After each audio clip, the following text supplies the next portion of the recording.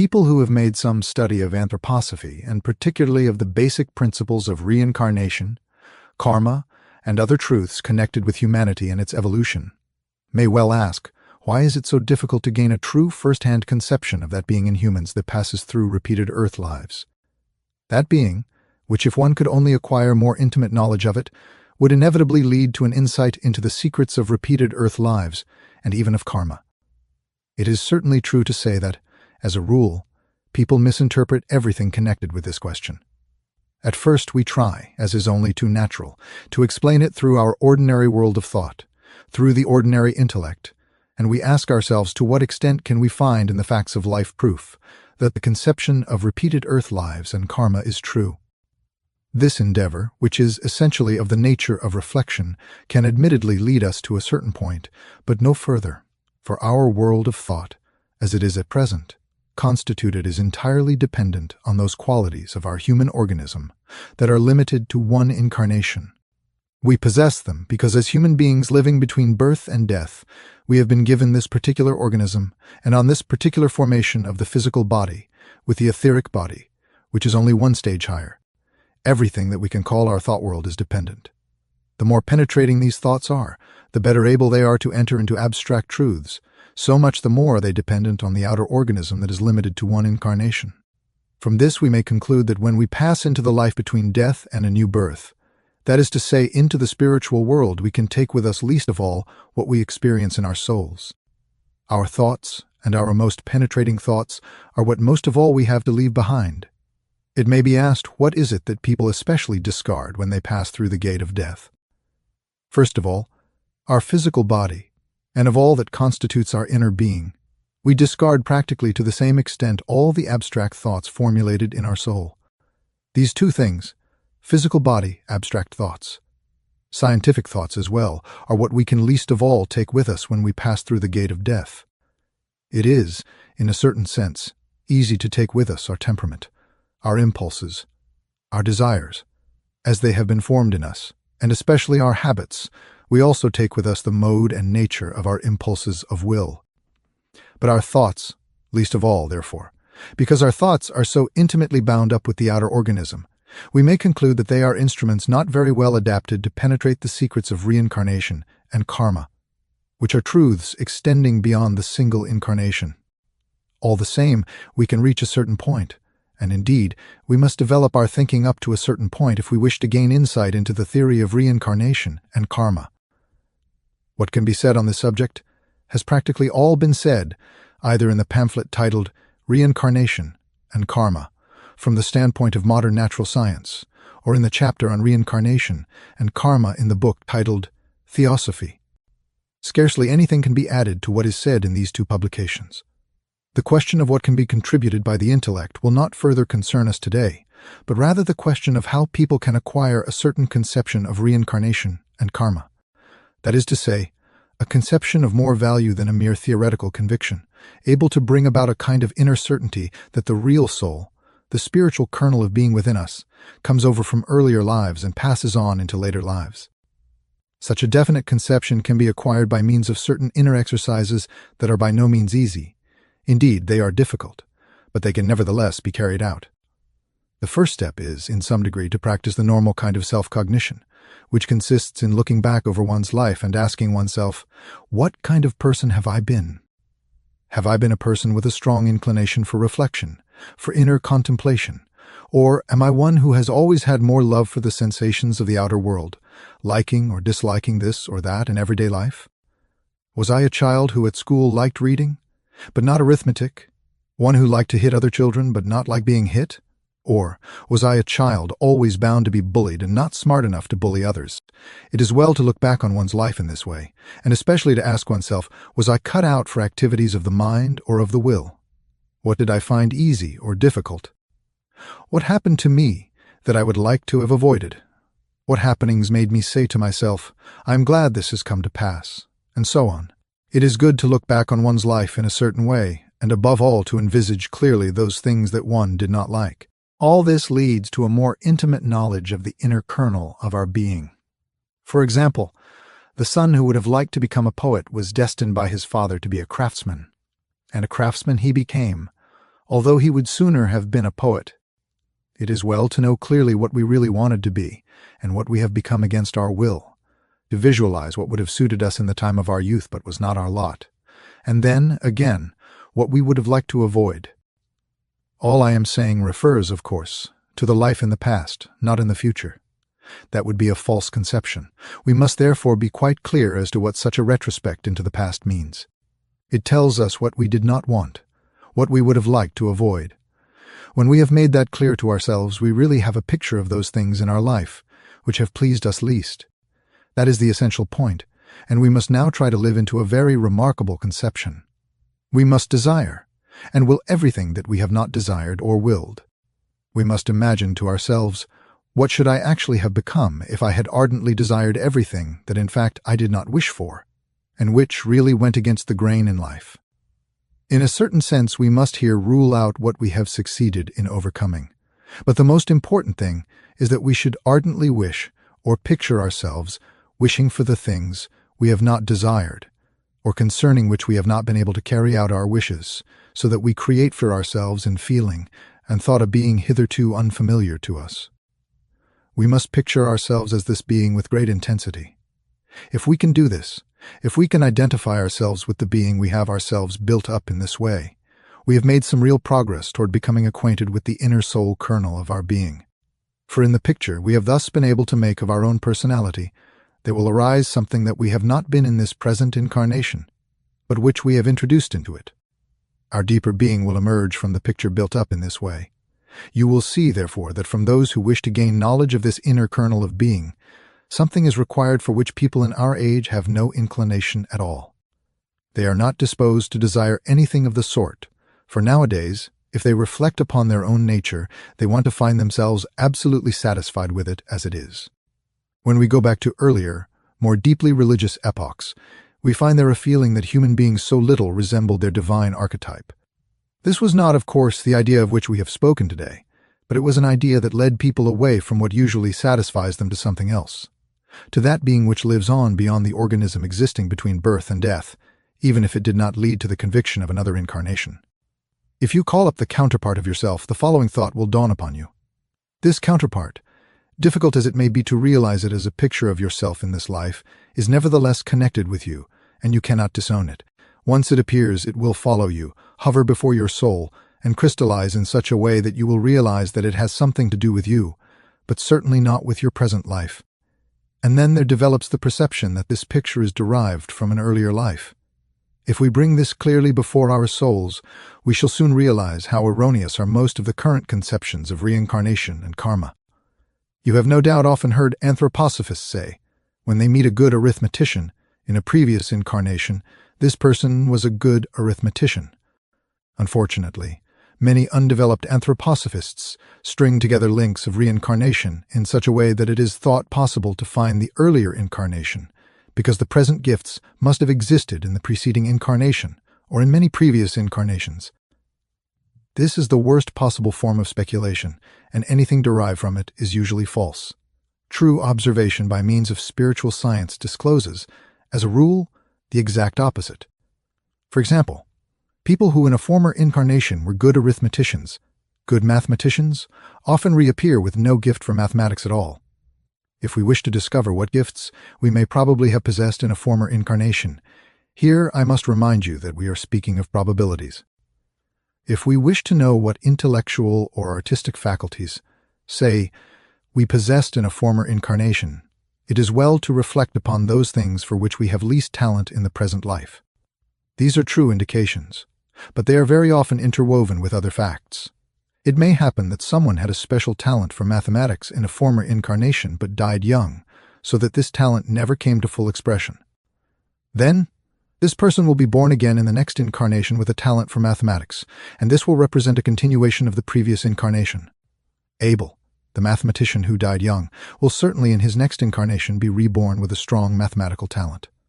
Footnote: the Norwegian Niels Henrik Abel, 1802 to 1829, of whom Hermite said, "He has left mathematicians something to keep them busy for 500 years."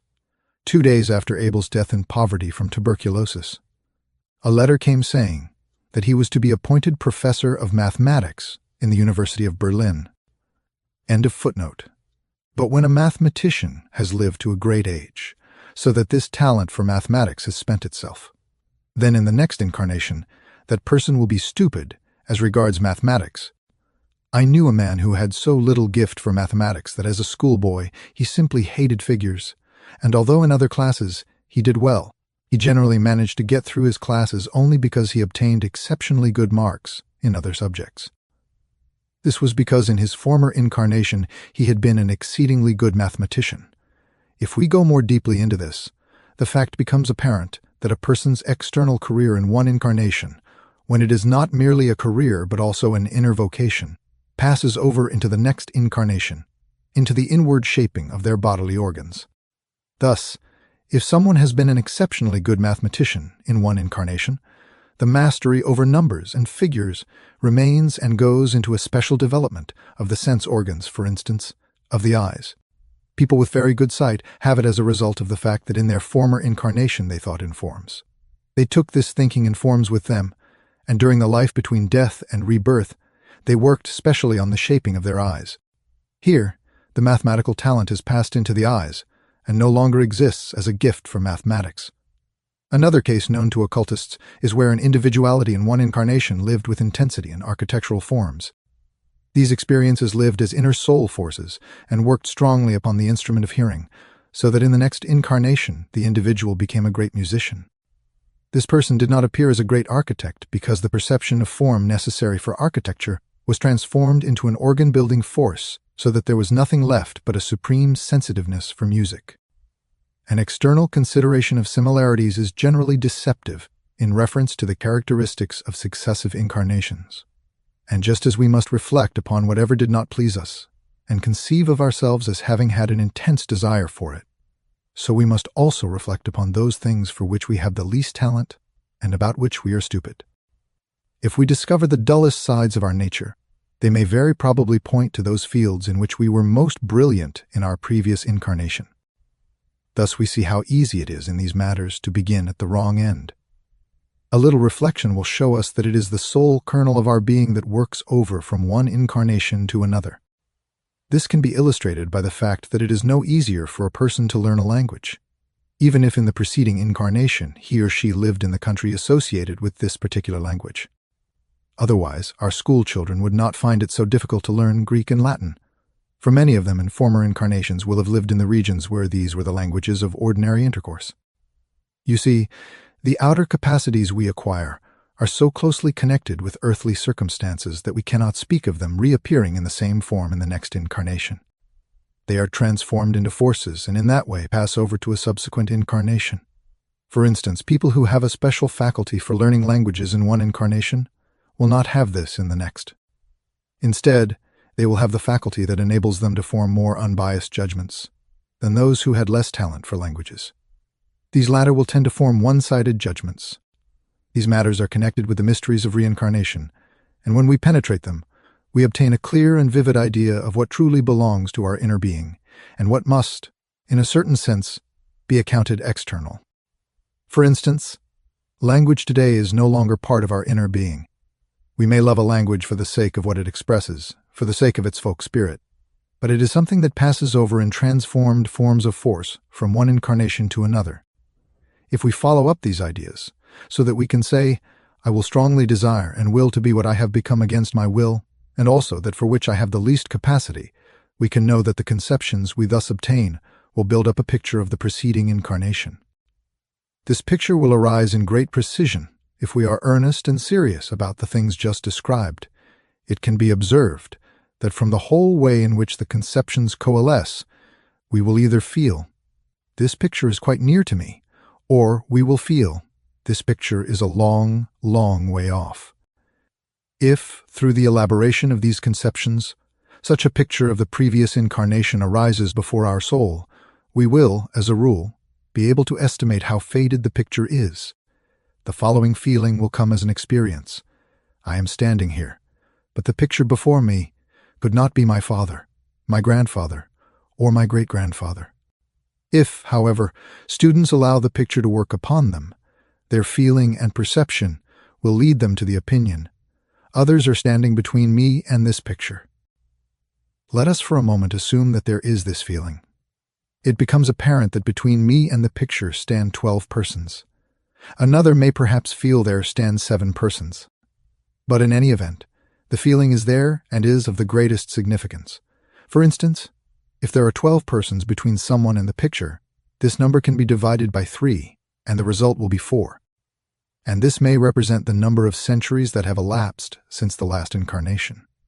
Thus, someone who felt that there were 12 people would say, "My preceding incarnation took place 4 centuries ago." This is given merely as an example. It will only actually be so in a very few cases, but it conveys the idea. Most people will find that they can, in this way, rightly estimate when they were incarnated before. Only the preparatory steps, of course, are rather difficult. Here we have touched upon matters that are as alien as they can possibly be from present-day consciousness.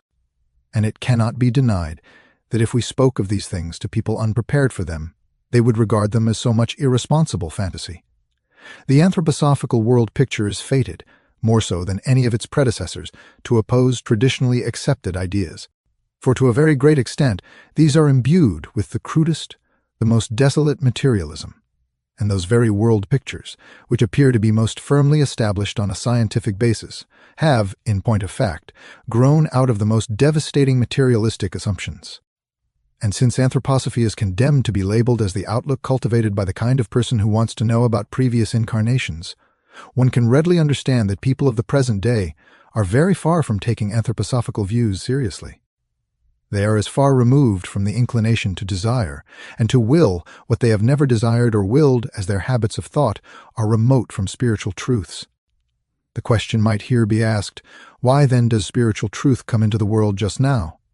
Why does it not leave humanity time to develop, to mature?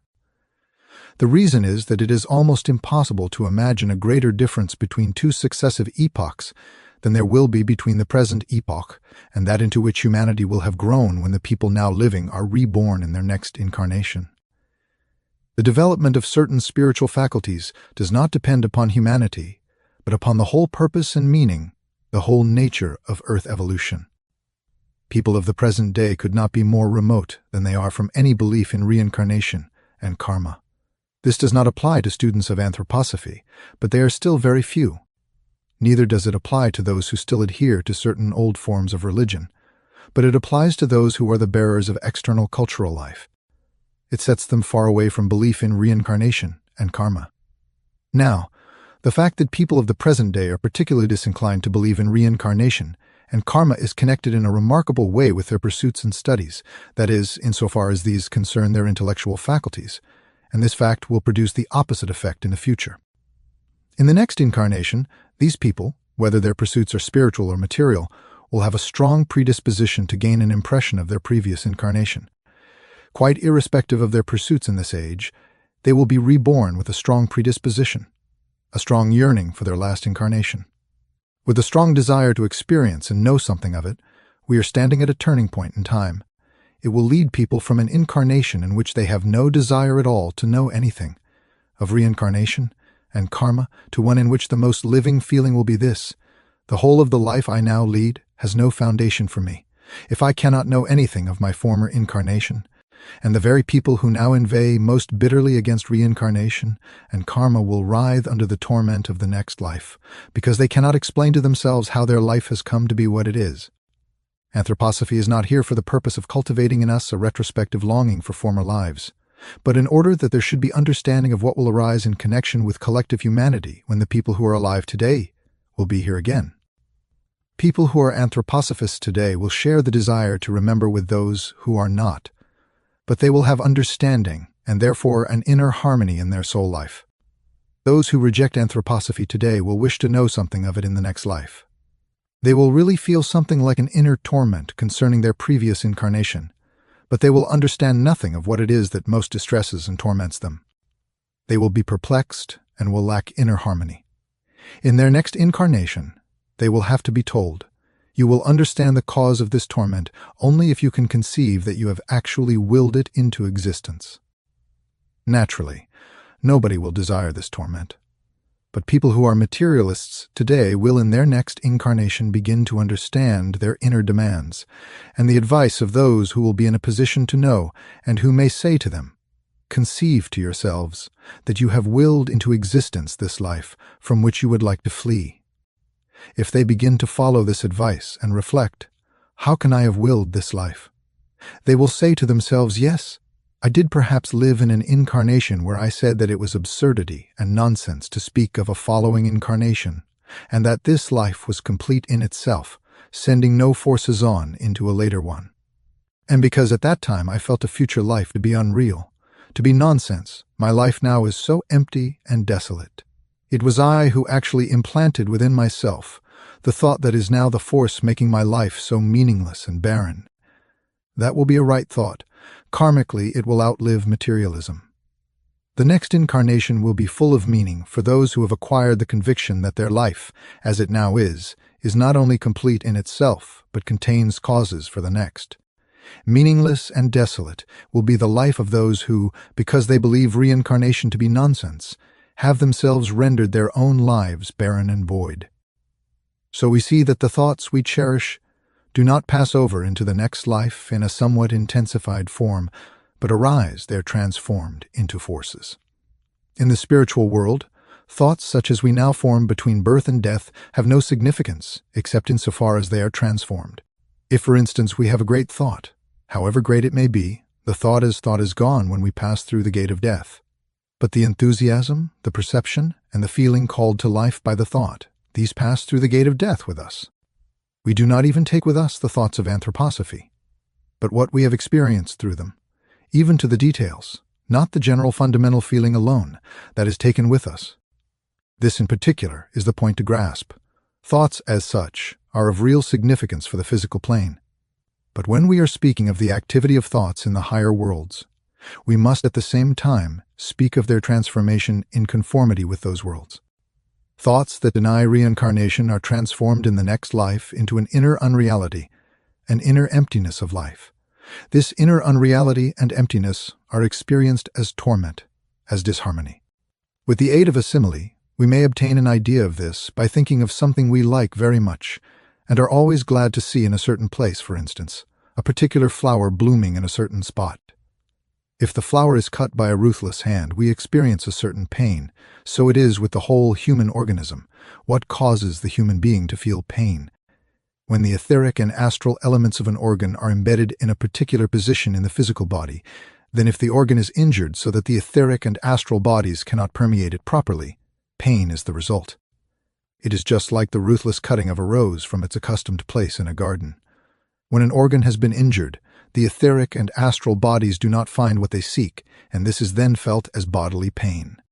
And so our own thoughts, working on into the future, will meet us in the future. If we send over into the next incarnation no forces of faith or of knowledge, our thoughts will fail us, and when we seek for them, we will find nothing. This lack will be experienced as pain and torment.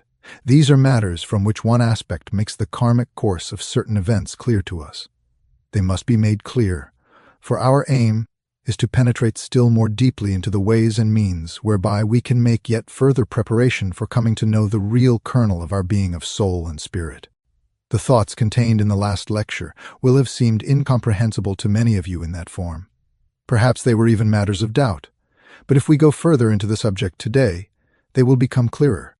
What was it that was presented to us in the last lectures?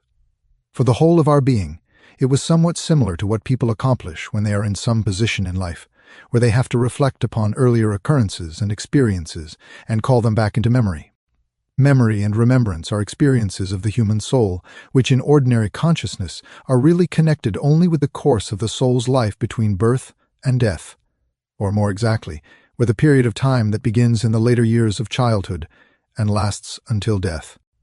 We know that in ordinary consciousness our memory goes back only to a definite point of time in our childhood, and we have to be told about earlier events by our parents, elder relations, or friends. When we consider this stretch of time, we speak of it in relation to the soul life as remembered. It is not, of course, possible here to go more deeply into the meaning of the words power of remembering or memory, nor is it necessary for our purpose. We need only bring clearly before our souls that everything designated by these words is bound up with reflecting on past events or experiences. What we spoke of in the last lecture is akin to this reflecting, but it must not be equated with ordinary memory. It should be regarded rather as a higher, wider power of memory that leads us beyond this present incarnation, to a sense that we have had previous earth lives. If we picture someone who needs to recall something that was learned at an earlier period of life and attunes their soul to bring out of the depths what was learned, then in order to follow it through in the present, if we form a living conception of this process of recollection, we see in it a function that belongs to our ordinary faculty of remembrance. In the last lecture, we were speaking of functions of the soul, but those functions ought to lead to something that arises in our inner being in relation to our earlier earth life, similar to that which arises in our souls in this life when we feel a past experience springing up in memory. Therefore, you must not regard what was said in the last lecture as though this were all that is needed to lead us to an earlier earth life, nor as though it were able immediately to evoke a right conception of the kind of people we were in an earlier incarnation. It is only an aid, just as self-recollection is an aid, helping us to draw forth what has disappeared into the background of the soul's life. Let us briefly sum up what we have grasped concerning such a recollection in reference to a former earth life. This can best be done in the following way. A little self-knowledge will render many of life's happenings comprehensible to us. If something disagreeable happens, and we do not fully see the reason for it, we may say to ourselves, "I really am a careless person, and it is no wonder this happened to me." This shows at least some understanding of what has happened. There are, however, countless experiences in life of which we simply cannot conceive that they are connected with the forces and faculties of our soul. In ordinary life, we usually speak of them as accidental. We speak of accidents when we do not conceive how the things that befall us as strokes of fate are connected with the inner leanings of our soul and so forth. In the last lecture, attention was drawn also to events of another kind, experiences through which, in a sense, we extricate ourselves by means of what we generally call our ego from some situation we are in. For example, we may be destined by our parents or near relations to a certain calling or position in life, and we feel we must, at all costs, leave it and do something else. When, in later life, we look back on something like this, we say to ourselves, we were put into a certain position in life, but by our own impulse of will, by our personal sympathy or antipathy, we have extricated ourselves from it. The point is not to pay attention to all manner of things, but to confine ourselves in our retrospective memory to something that vitally affected our life. If, for instance, a man has never felt any desire nor had any motive to become a sailor, a will impulse, such as was referred to in the last lecture, does not come into consideration at all, but only one whereby he actually brought about a change of fate, a reversal of some situation in life. But when, in later life, we remember something of this kind and realize that we extricated ourselves, we should not cultivate any rueful feelings about it, as though we ought to have stayed where we were. The essential point is not the practical outcome of the decision, but the recollection of when such turning points occurred. Then, with regard to events of which we say, "This happened by chance," or "We were in such and such a position, but have extricated ourselves from it," we must evoke with utmost energy the following inner experience. We say to ourselves, "I will imagine that the position from which I extricated myself was one in which I deliberately placed myself with the strongest impulse of will." We bring before our own souls the very thing that was repugnant to us, and from which we extricated ourselves. We do this in such a way that we say, "As an experiment, I will give myself up to the idea that I willed this with all my might. I will bring before my soul the picture of someone who willed something like this with all their might." And let us imagine that we ourselves brought about the events called accidents. Suppose it has come back to our memory that, at some place, a stone fell from a building onto our shoulders and hurt us badly. And let us imagine that we had climbed onto the roof and placed the stone so that it was bound to fall, and that then we ran quickly under it so that it had to fall on us. It is of no consequence that such ideas are grotesque. The point is what we want to acquire through them. Let us now put ourselves right into the soul of the person of whom we have built up such a picture, the person who has willed everything that has happened to us by accident, who has desired everything from which we have extricated ourselves. There will be no result in the soul if we practice such an exercise 2, 3, or 4 times only, but a great deal will result if we practice it in connection with the innumerable experiences which we shall find if we look for them. If we do this over and over again, forming a living conception of the person who has willed everything that we have not willed, we shall find that the picture never leaves us again, that it makes a very remarkable impression on us, as though it really had something to do with us. If we then acquire a certain delicate perception in this kind of self-probation, we shall soon discover how such a mood and such a picture built up by ourselves resemble an image we have called up from memory. The difference is only this, that when we call up such an image from memory in the ordinary way, it generally remains simply an image, but when we practice the exercises of which we have been speaking, what comes to life in the soul has in it an element of feeling, an element connected more with the moods of the soul and less with images. We feel a particular relationship to this picture. The picture itself is not of much account, but the feelings we have make an impression similar to that made by memory images. If we repeat this process over and over again, we arrive through an inner clarification at the knowledge, one might say, that the picture we have built up is becoming clearer and clearer, just as a memory image does when one starts to recall it out of dark depths of the soul. Thus, it is not a question of what we imagine, for this changes and becomes something different. It goes through a process similar to that which occurs when we want to remember a particular name, and it merely comes and then goes. We have a partial recollection of it and then say, for instance, Nutzbaumer. Then, without our being able to say why, the right name comes to us, Nutzdorfer perhaps. Just as here the names Nutzbaumer, Nutzdorfer build each other up, so the picture writes itself and changes. This is what causes the feeling to arise. Here I have attained something that exists within me, and by the way, it exists within me and is related to the rest of my soul lies. It plainly shows me that it cannot have existed within me in this form in my present incarnation. So we perceive with the greatest inner clarity that what exists within us in this form lies further back. Only we must realize that we are here dealing with a kind of faculty of remembrance which can be developed in the human soul, a faculty which, in contradistinction to the ordinary faculty of remembrance, must be designated by a different name. We must designate the ordinary faculty of remembrance as image memory, but the faculty of remembrance, now in question, must really be described as a kind of feeling and experience memory. That this has a certain foundation can be proved by the following reflections. We must bear in mind that our ordinary faculty of remembrance is really a kind of image memory. Think how a specially painful event that perhaps happened to you 20 years ago reappears in memory. The event may come up before you in all its details, but the pain you suffered is no longer felt to the same extent. It is, in a sense, blotted out by the memory image. There are, of course, different degrees, and it may well happen that something has struck us such a blow that again and again a fresh and more intense sorrow is felt when we remember the experience. The general principle, however, holds good. So far as our present incarnation is concerned, our faculty of remembrance is an image memory, whereas the feelings that were experienced or the will impulses themselves do not arise again in the soul with anything like the same intensity. We need only take a characteristic example, and we shall see how great the difference is between the image that arises in the memory and what has remained of feelings and the will impulses. Let us think of a man who writes his memoirs. Suppose, for example, like Bismarck, in writing his memoirs, has come to the point when he prepared for the German-Austrian War of 1866, and imagine what may have taken place in his soul at that highly critical point, when he led and guided events against a host of condemnations and will impulses.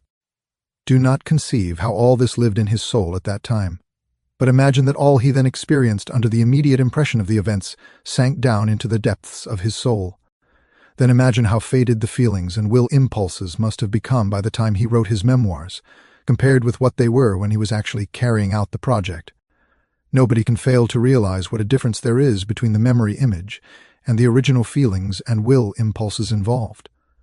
Those who have gone a little way into Anthroposophy will understand what has often been said, that our conceptual activity, including the conceptual activity related to memory, is something which, when aroused by the external world in which we live in our physical bodies, has meaning only for this single incarnation. The fundamental principles of Anthroposophy have always taught us the great truth that all the concepts and ideas we make our own, when we perceive anything through the senses, when we fear or hope for anything in life, this does not relate to impulses of the soul, but to concepts.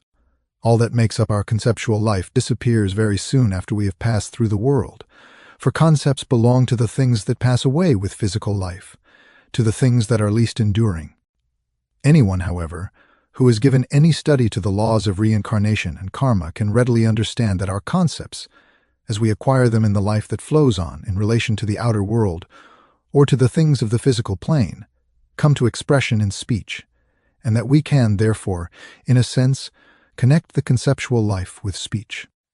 Now, we all know that we have to learn to speak some particular language in a given incarnation, for while it is obvious that many modern school children incarnated in ancient Greece, none of them find it easier to learn Greek by being able to remember how they spoke Greek in a previous incarnation. Speech is entirely an expression of our conceptual life, and their fates are similar, so that concepts drawn from the physical world, and even the concepts we must acquire about the higher worlds, are in a sense always colored by subjective pictures of the external world. Only when we have insight do we realize what concepts are able to tell about the higher worlds. What we learn directly from concepts is also, in a sense, bound up with life between birth and death. After death, we do not form concepts as we form them here. After death, we see them. They are objects of perception. They exist just as colors and tones exist in the physical world. In the physical world, what we picture to ourselves by means of conceptions carries an impress of physical matter. But in the disembodied state, we have concepts before us in the same way as here we have colors and tones. We cannot, of course, see red or blue as we see them here with our physical eyes, but what we do not see here and about which we form concepts is the same for us after death as red, green, or any other color or sound is here. What we learn to know in the physical world purely through concepts, or rather ideas, can be seen only through the veil of the conceptual life. But in the disembodied state, it stands there in the way that the physical world stands before our consciousness. In the physical world, there are people who really think that sense impressions yield everything. What we can make clear to ourselves by means of a concept, as for instance, the concept lamb or wolf, embraces everything the senses give us, but that which transcends matter can actually be denied by those who admit the existence of the sense impression only. We can make a mental picture of all we see as lamb or wolf. Now the ordinary outlook tries to suggest that what can here be built up in a conceptual sense is more than a mere idea. But if we were to shut up a wolf, and for a long time feed him on nothing else but lamb so that he is filled with nothing but lamb substance, nobody could possibly persuade themselves that the wolf has thereby become lamb. Therefore, we must say obviously here what transcends a sense impression is a concept. Certainly, there is no denying that what bodies forth the concept dies, but what lives in wolf, what lives in lamb, what is within them and cannot be seen by the physical eyes, this is seen, perceived in the life between death and rebirth. Thus, when it is said that conceptions are bound up with the physical body, we must not infer that humanity will be without conceptions, or rather without the content of the conceptions in the life between death and rebirth. Only that which has worked out the conceptions disappears.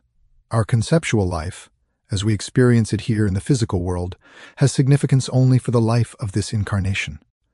In this connection, I have already mentioned the case of Friedrich Hebel, who once sketched out in his diary an ingenious plan for a drama. He had the idea of the reincarnated Plato in a school class, making the worst possible impression on the teacher and being severely reprimanded because he could not understand Plato. Here too is a suggestion that Plato's thought structure, all that lived in him as thought, does not survive in the same form in his next incarnation. In order to obtain a reasonable view of these things, we must consider the soul life of the human being from a certain point of view. We must ask ourselves, what do we carry about as the content of our soul life? First, we have our concepts. The fact that these concepts, permeated with feeling, can lead to impulses of will does not prevent us from speaking of a specific life of concepts in the soul. For although there are people who can hardly confine themselves to a pure concept, but immediately they conceive anything, flare up in sympathy or antipathy, thus passing over into other impulses, this does not mean that the life of concepts cannot be separated from other contents of the soul. Secondly, we have in our soul life experiences of feeling.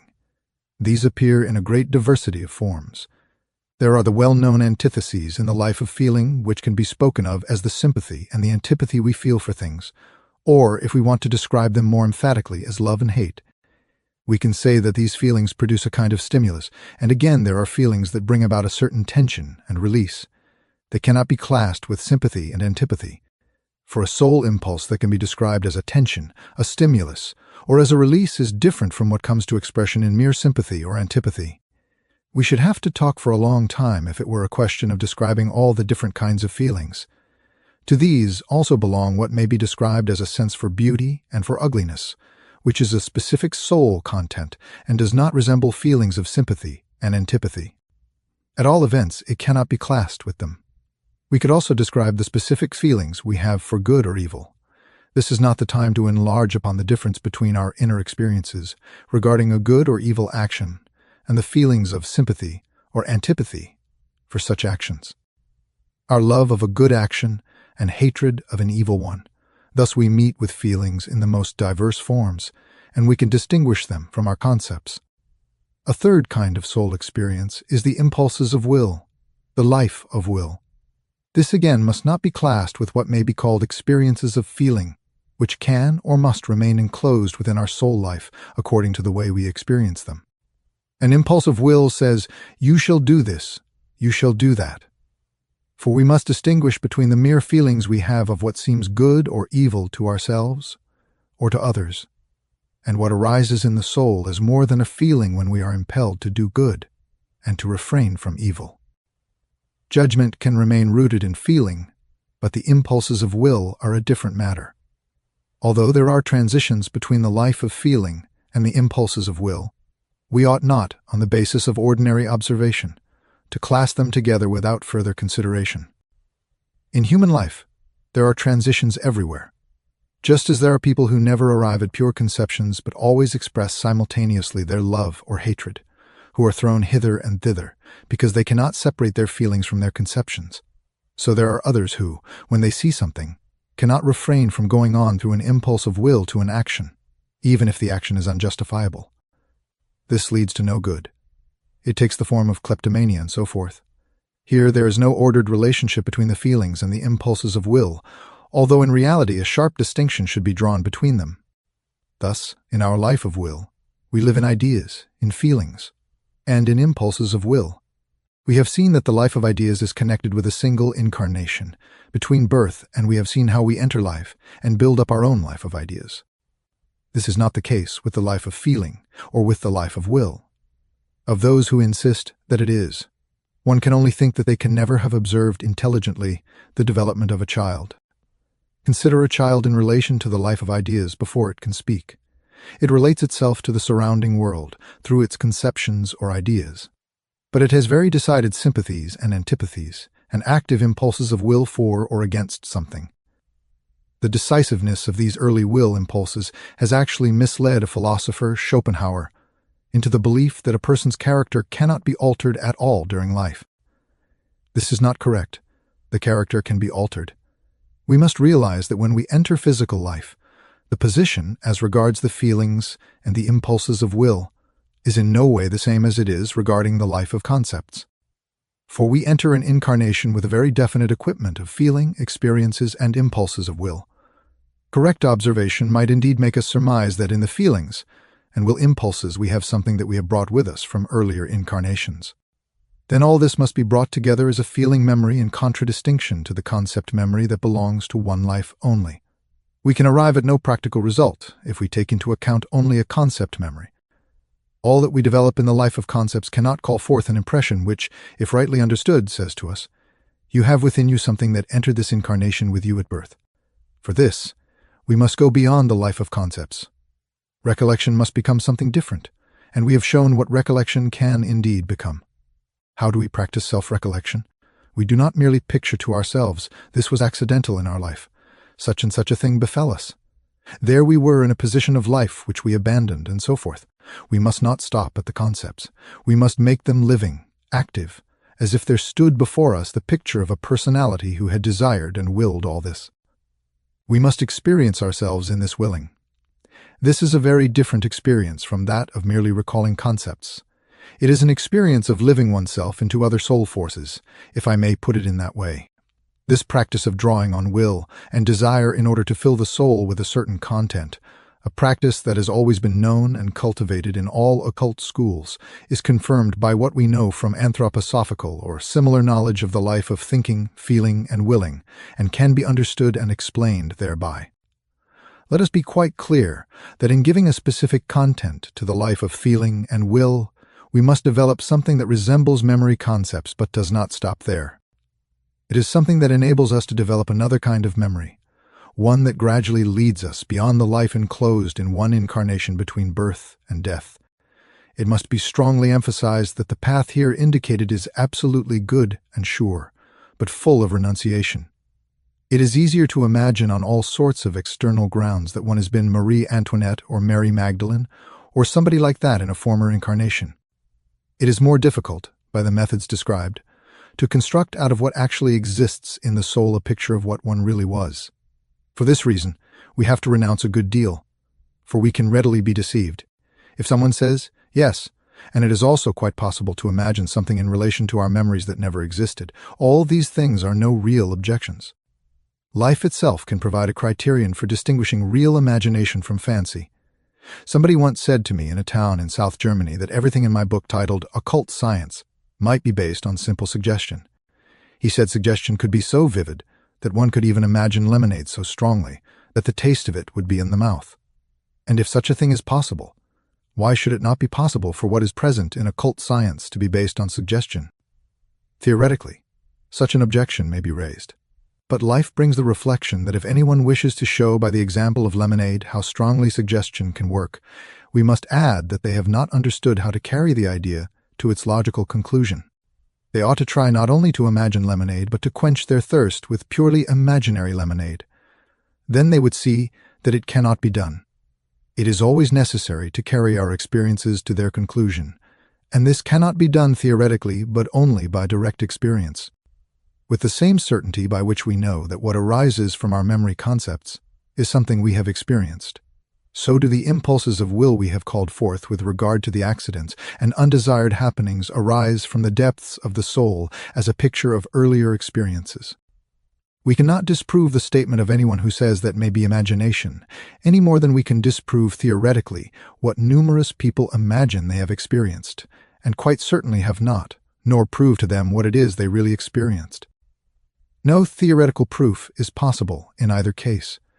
We have shown in this way how earlier experience shines into present experiences and how through careful soul development we really can create for ourselves the conviction, not only a theoretical conviction but a practical conviction, that our soul reincarnates. We come to know that it has existed before.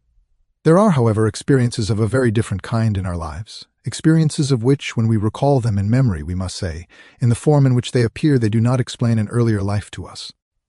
Today, I shall give an example of only one kind of such experiences, although the same thing may happen in 1,000 different ways. A woman may be walking in a wood, and being lost in thought may forget that the woodland path ends within a few steps at a precipice. Absorbed in her problem, she walks on at such a pace that in 2 or 3 steps more, it will be impossible for her to stop, and she will fall over to her death. But just as she is on the verge, she hears a voice say. The voice makes such an impression upon her that she stops as though nailed to the spot. She thinks there must be someone who has saved her. She realizes that her life would have been at an end if she had not been pulled up in this way. She looks round and sees nobody. The materialistic thinker will say that, owing to some circumstance or other, an auditory hallucination had come from the depths of the woman's soul, and it was a happy chance that she was saved in this way. But there may be other ways of looking at the event that at least should be admitted. I only mention this today for these, quote, other ways, close quote, can only be told, not proved. We may say, quote, processes in the spiritual world have brought it about that, at the moment when you reached your karmic crisis, your life was bestowed on you as a gift. If things had gone further without this occurrence, your life would have been at an end. It is now as though a gift was given to you, and you owe this new life to the powers who stand behind the voice, close quote. Many people of the present time might have such experiences if they would only practice real self-knowledge. Such occurrences happen in the lives of many, many people in the present age. It is not that they do not happen, but that people do not pay attention to them. For such things do not always happen so decisively as in the example given. With their habitual lack of attention, people overlook them. The following is a characteristic example of how unobservant people are of what happens around them. I knew a school inspector in a country where a law was passed to the effect that the older teachers, who had not obtained certain certificates, were to be examined. Now this school inspector was an extremely human person, and he said to himself, quote, "The young teachers, fresh from college, can be asked any question, but it would be cruel to ask the older teachers, who have been in office for 20 or 30 years, the same questions. I had better question them about the contents of the books from which they have taught the children year after year." Close quote. And lo, most of the teachers knew nothing of what they themselves had been teaching to their pupils. Yet this man was an examiner who understood how to draw out of people what they knew. This is only one example of how unobservant people are of what takes place around them, even when it concerns their own affairs. We need not then be surprised that things of this kind happen to many people in life, for only by a true, deliberate self-perception do they come to light.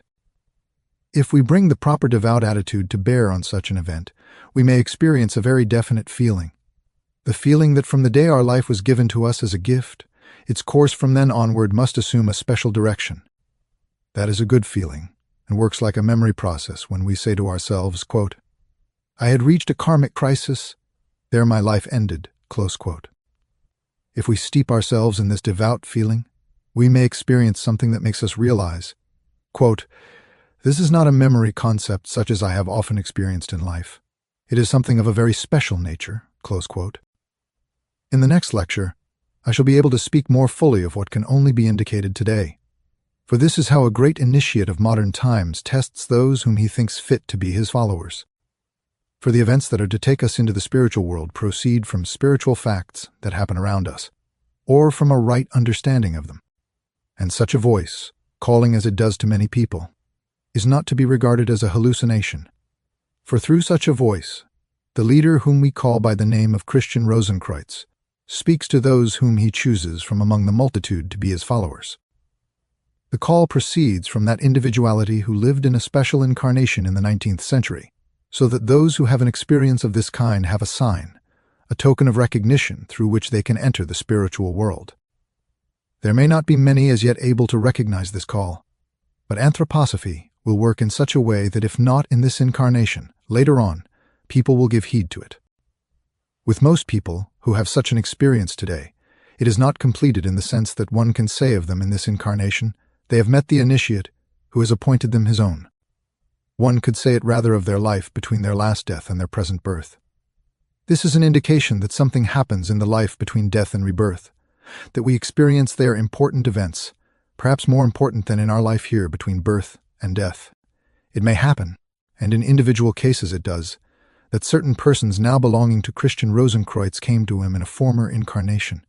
But for most people, the destiny that is reflected in such an event occurred in their last life between death and rebirth. I am not saying this to recount something sensational, nor even for the sake of relating this particular occurrence, but for a special reason, and I should like to add something else in this connection, from an experience I have often had in our movement. I have often found that things I have said are easily forgotten or retained in a different form from that in which they were said. For this reason, I sometimes emphasize important and essential things several times over, not in order to repeat myself. Therefore, today I repeat that there are many people at the present time who have passed through an experience such as has been described. The point is not that the experience is not there, but that it is not remembered because proper attention has not been paid to it. Therefore, this should be a consolation to those who say to themselves, "I find nothing of the kind, so I do not belong to those who have chosen in this way." They can have the assurance that there are countless people at the present time who have experienced something of the kind. I reaffirm this only in order that the real reason for saying these things may be understood. Such things are told in order to draw our attention again and again to the fact that in a concrete case, and not through abstract theories, we must find the relation of our soul life to the spiritual worlds. Anthroposophical spiritual science should be for us not merely a theoretical conception of the world, but an inner life force. We should not merely know, quote, there is a spiritual world to which humanity belongs, close quote, but as we go through life, we should not only take account of things that stimulate our thinking through the senses, but should grasp with comprehension the connections that show us, quote, I have my place in the spiritual world, a definite place, close quote. The real concrete place of the individual in the spiritual world, that is the essential point to which we are calling attention. In a theoretical sense, people try to establish that the world may have a spiritual element and that the human being is not to be considered in a materialistic sense, but may have an inner spiritual element. Our particular conception of the world differs from this, for it says to the individual, quote, this is your special connection with the spiritual world, close quote. More and more, we shall be able to ascend to those things that can show us how we must view the world in order to perceive our connection with the spirit of the great world, the macrocosm. The end of Lecture 2. When we observe how life takes its course around us, how it throws its waves into our inner life, into everything we are destined to feel, to suffer, or to delight in during our present existence on the earth, we can think of several groups or kinds of experiences. As regards our own faculties and talents, we find to begin with that when we succeed in something or other, we may say, being what we are, it is quite natural and understandable that we should succeed in this or that case. But certain failures, perhaps just those that must be called misfortune and calamity, may also become intelligible when viewed in the whole setting of our nature. In such cases, we may not perhaps always be able to prove exactly how this or that failure is connected with our own shortcomings in one direction or another. But when we are obliged to say of ourselves in a general way, in many respects, you were a superficial character in your present life, so it is understandable that in certain circumstances you were bound to fail. Then, we may not immediately perceive the connection between the failure and the shortcomings. But generally speaking, we shall realize that if we have been frivolous and superficial, success cannot always be at our fingertips. From what has been said, you may think that some kind of causal connection could have been evident between what inevitably happened and your faculties or incompetencies. But there are many things in life where, however conscientiously we set to work, we are not able at once to connect success or failure with these faculties or shortcomings. How we ourselves were at fault, or why we deserved success, remains a mystery. In short, when thinking more of our inner life, we shall be able to distinguish two groups of experiences. In the case of the one group, we are aware of the causes of our successes and failures. In the case of the second group, we shall not be able to detect any such connection, and that we failed in one particular instance and succeeded in another will seem to be more or less chance. To begin with, we will bear in mind that there is ample evidence in life of this latter group of facts and experiences, and will return to it later. In contrast to what has just been said, we can think more about our destiny and outer life. There again, two groups of facts will have to be kept in mind. There are cases where it is inwardly clear to us that in connection with events that befall us, not therefore those we ourselves initiated, we did certain things, and consequently are to blame for these happenings. But of another group of experiences, we shall be very liable to say that we can see no connection whatever with what we resolved, what we intended. These are events of which it is usually said that they broke in upon our life as if by chance. They seem to have no connection whatever with anything we ourselves have brought about. It is this second group of experiences in their relation to our inner life that we shall not consider. That is to say, those happenings where we are unable to perceive any direct or immediate connection with our faculties and shortcomings. Outer events, therefore, which we call chance events, of which we cannot at the outset perceive how they could have been brought about by any preceding factor. By way of test, a kind of experiment can be made with these two groups of experiences. The experiment entails no obligations. It is a question merely of putting to the test what will now be characterized. The experiment can take the following form. We ask ourselves, how would it be if we were to build up in thought a kind of imaginary human being, saying of that person just those things between which we can see no connection by means of our own faculties? We endow this imaginary person with the qualities and faculties that have led, in our own case, to these incomprehensible happenings. We there imagine someone possessing faculties of such a kind that he or she will inevitably succeed or fail in matters where we cannot say the same in connection with our own shortcomings or faculties. We imagine this person as one who has quite deliberately brought about the events that seem to have come into our life by chance. Simple examples can serve as the starting point here. Suppose a tile from a roof has fallen upon and injured our shoulders. We shall be inclined to attribute this to chance. But to begin with, as an experiment, we now build up in thought an imaginary person who acts in the following strange way. This individual climbs on the roof, quickly loosens a tile, but only to the point where it still has a certain hold, then runs quickly to the ground, so that when the tile has become quite detached, it falls on this person's shoulders. The same can be done in the case of all events that seem to have come into our life by chance. We build up an imaginary person who is guilty of, or brings about all those things of which, in ordinary life, we cannot see how they are connected with us. Such a procedure may seem at first to be nothing but a play of fancy. No obligation is incurred by it. But one remarkable thing emerges. When we have imagined such a person with the qualities referred to, it makes a very memorable impression upon us.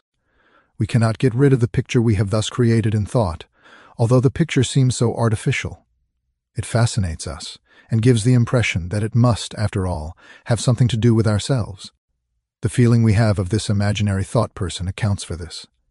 If we steep ourselves in this picture, it will most certainly not leave us free. A remarkable process then takes shape within our soul, an inner process that is enacted in human beings all the time. We may think of something and make a resolution. For this, we need something we once knew, and we use all sorts of artificial means for recalling it. This effort to call up into memory something that has escaped us is, of course, a process in the life of the soul, recollection as it is usually called. All the thoughts we summon up to help us to remember something are auxiliary thoughts. Just try for once to realize how many and how often such thoughts have to be used and dropped again in order to get at what we want to know. The purpose of these auxiliary thoughts is to open the way to the recollection needed at the moment. In exactly the same, but in a far more comprehensive sense, the thought person described represents an auxiliary process. Such a person never leaves us alone, but is astir in us in such a way that we realize this person lives in us as a thought, as something that goes on working, that is actually transformed within us into the idea, the thought, which now flashes up suddenly into our soul in the ordinary process of recollection. It is something that overwhelms us. It is as though something says to us, "This being cannot remain as it is. It transforms something within you. It becomes alive. It changes." This forces itself upon us in such a way that the imaginary person whispers to us, "This is something that has to do with another earth existence, not with the present one." A kind of recollection of another earth existence. That is the thought which quite definitely arises. It is really more a feeling than a thought, a sentient experience, but of such a kind that we feel as though what arises in the soul is what we ourselves once were in an earlier incarnation on this earth. Anthroposophy, regarded in its entirety, is by no means merely a sum total of theories, of presentations of facts, but it gives us directives and indications for achieving our aspirations. Anthroposophy says if you carry out certain exercises, you will be led nearer to the point where recollection is easier for you. It can also be said, and this is drawn from the sphere of actual experience, if you adopt this procedure, you get an inner impression, a sentient impression of the person you were in an earlier life. We there achieve what may be called an extension of memory. What discloses itself to us is, to begin with, a thought reality only, as long as we are building up the imaginary person described. But this imaginary person does not remain a thought being. Through inner transformation, this person becomes sentient impressions in the life of soul. And while this is going on, we realize that this experience has something to do with our earlier incarnation. Our memory extends to this earlier incarnation. In this present incarnation, we remember those things in which our thoughts participated, but in ordinary life, what has played into our life of feeling does not so easily remain vivid and alive. If you try to think back to something that caused you great pain 10 or 20 years ago, you will be able to recall the mental picture of it without difficulty. You'll be able to cast your thoughts back to what then took place, but you cannot recapture the actual immediate experience of the pain felt at the time. The pain fades. The remembrance of it streams into the life of ideation. What has here been described is a memory in the soul, a memory belonging to the life of feeling. And as such, we actually feel our earlier incarnation. There does, in fact, arise what may be called a remembrance of earlier incarnations. It is not possible immediately to perceive what is playing over into the present incarnation, what is actually the bearer of the remembrance of earlier incarnations. Consider how intimately our thoughts are united with what gives expression to them, with our speech and language.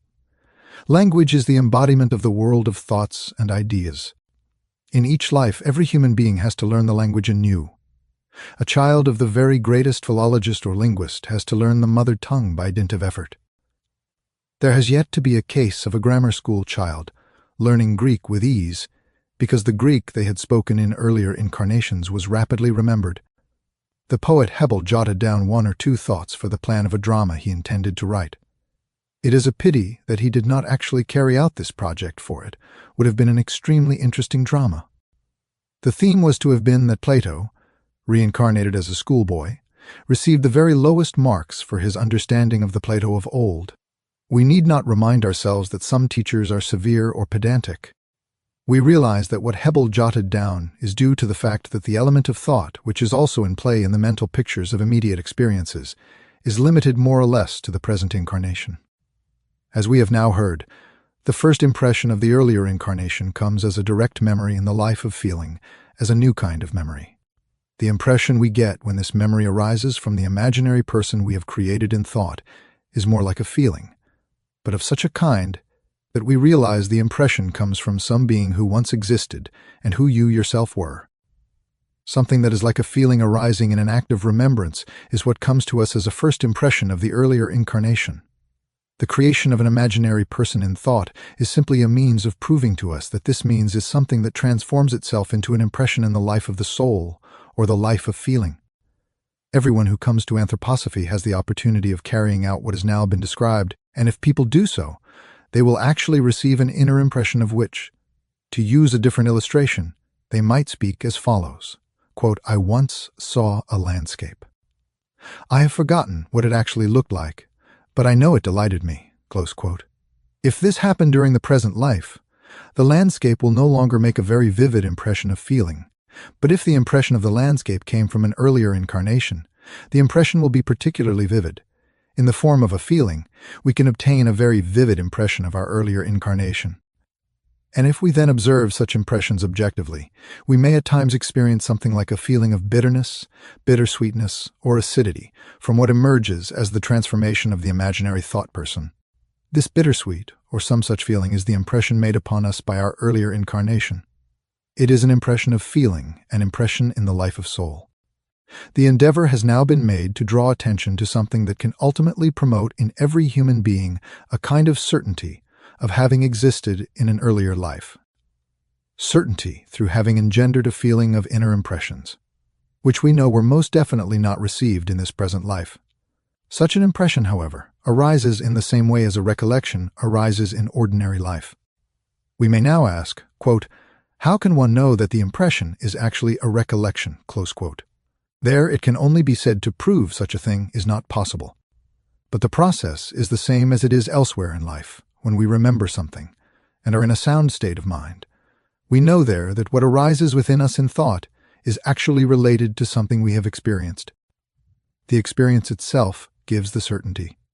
What we picture in the way indicated gives us the certainty that the impression which arises in the soul is not related to anything that had to do with us in the present life, but to something in the earlier life. We have there called forth in ourselves by artificial means something that brings us into connection with our earlier life. We can also use many different kinds of experiences as tests, and eventually awaken in ourselves feelings of earlier lives. Here again, from a different aspect, the experiences we have in life can be divided into groups. In the one group may be included the sufferings, sorrows, and obstacles we have encountered.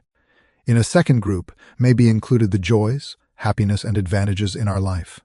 Again, as a test, we can take the following standpoint and say, yes, we have had these sorrows, these sufferings. Being what we are in this incarnation with normal life running its course, our sorrows and sufferings are dire misfortunes, something that we would gladly avoid. By way of a test, let us not take this attitude but assume that for a certain reason we ourselves brought about these sorrows, sufferings, and obstacles. Realizing that owing to our earlier lives, if there have actually been such lives, we have become, in a sense, more imperfect because of what we have done. After all, We do not only become more perfect through the successive incarnations, but also, in a certain respect, more imperfect. When we have affronted or injured some human being, are we not more imperfect than we were before? We have not only affronted that person, we have taken something away from ourselves. As a personality taken as a whole, our worth would be greater if we had not done this thing. Many such actions are marked on our score, and our imperfection remains because of them. If we have affronted some human being and desire to regain our previous worth, what must happen? We must make compensation for the affront. We must place into the world a counterbalancing deed. We must discover some means of compelling ourselves to overcome something. And if we think in this way about our sufferings and sorrows, we shall be able in many instances to say these sufferings and sorrows, if we surmount them, give us strength to overcome our imperfections. Through suffering, we can make progress. In normal life, we do not think in this way. We set our face against suffering. But we can also say the following: every sorrow, every suffering, every obstacle in life should be an indication of the fact that we have within us a person who is cleverer than we ourselves are. Although the person we ourselves are is the one of whom we are conscious, we regard this person for a time as being the less clever. Within us, we have a cleverer person who slumbers in the depths of our soul. With our ordinary consciousness, we resist sorrows and sufferings, but the cleverer person leads us toward these sufferings in defiance of our consciousness, because by overcoming them, we can strip off something. The cleverer person guides us to the sorrows and sufferings, directing us to undergo them. To begin with, this may be an oppressive thought, but it carries with it no obligation. We can use it if we so wish, once only by way of trial. We can say, within us there is a cleverer person who guides us to sufferings and sorrows, to something that in our conscious life we should like most of all to have avoided.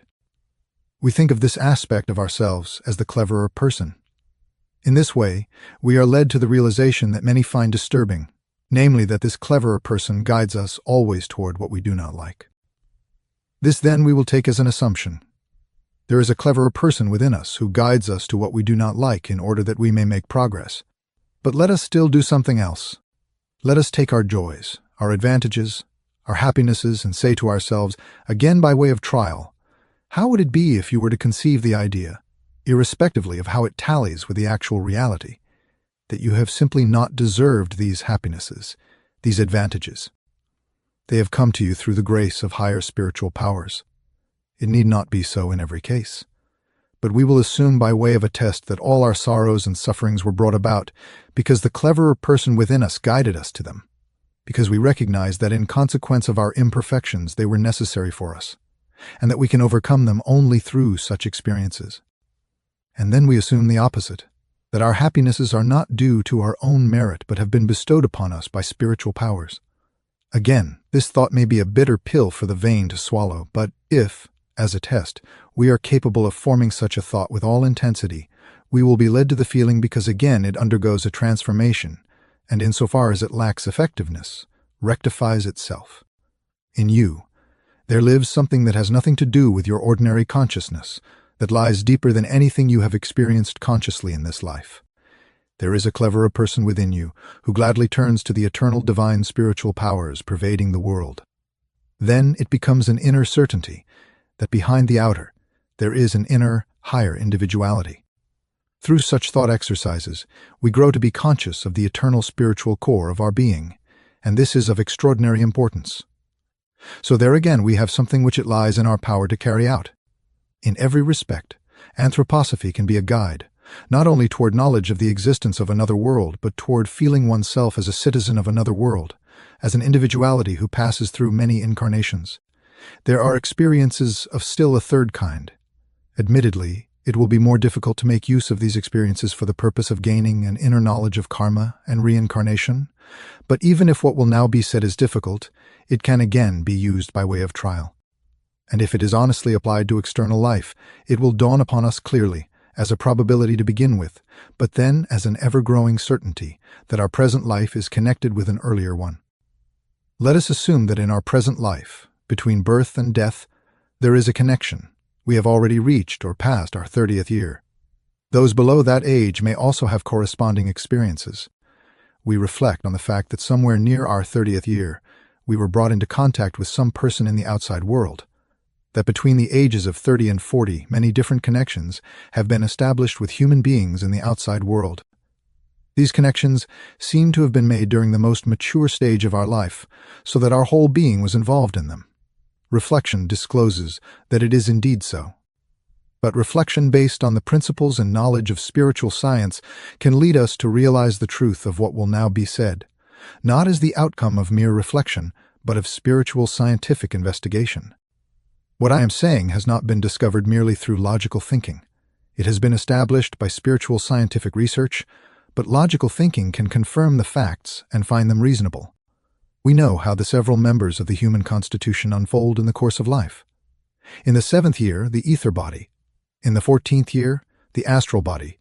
In the 21st year, the sentient soul. In the 28th year, the intellectual or mind soul. And in the 35th year, the consciousness soul or spiritual soul. Reflecting on this, we can say, in the period from the 30th year to the 40th year, we are concerned with the unfolding of the mind soul and the spiritual soul. The mind soul and the spiritual soul are those forces in our nature that bring us into the closest contact of all with the outer physical world, for they unfold at the very age in life when our intercourse with that world is more active than at any other time. In earliest childhood, the forces belonging to our physical body are directed, determined, activated by what is still entirely enclosed within us. The causal element engendered in previous incarnations, whatever went with us through the gate of death, the spiritual forces we have garnered, everything we bring with us from the earlier life works and weaves in the upbuilding of our physical body. It is at work unceasingly and invisibly from within outward. As the years go by, this influence diminishes and the period of life approaches when the old forces have produced the body and we confront the world with a finished organism. What we bear within us has come to expression in our external body. At about the 30th year, it may be somewhat earlier or somewhat later, we confront the world in the most strongly physical sense. In our intercourse with the world, we are connected more closely with the physical plane than during any other period of life. We may think that the relationships in life into which we now enter are more physically intelligible than any others.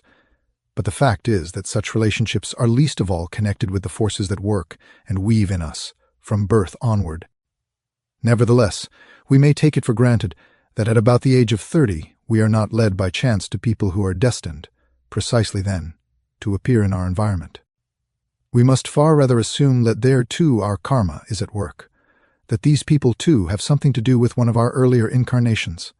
Facts of spiritual science investigated at various times show that very often the people with whom we come into contact somewhere around our 30th year are related to us in such a way that in most cases we were connected with them at the beginning of the immediately preceding incarnation, or it may have been earlier still, as parents or brothers or sisters. At first this seems a strange and astonishing fact, although it need not inevitably be so.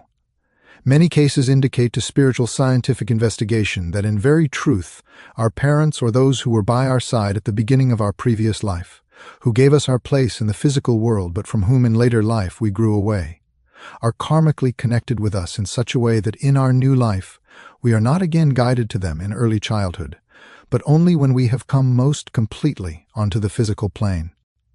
It need not always be exactly like this, for spiritual scientific research shows very frequently that it is not until the subsequent incarnation that those who are then our parents, brothers or sisters, or blood relations in general, are the people who we find around us in the present incarnation at about the time of our 30th year.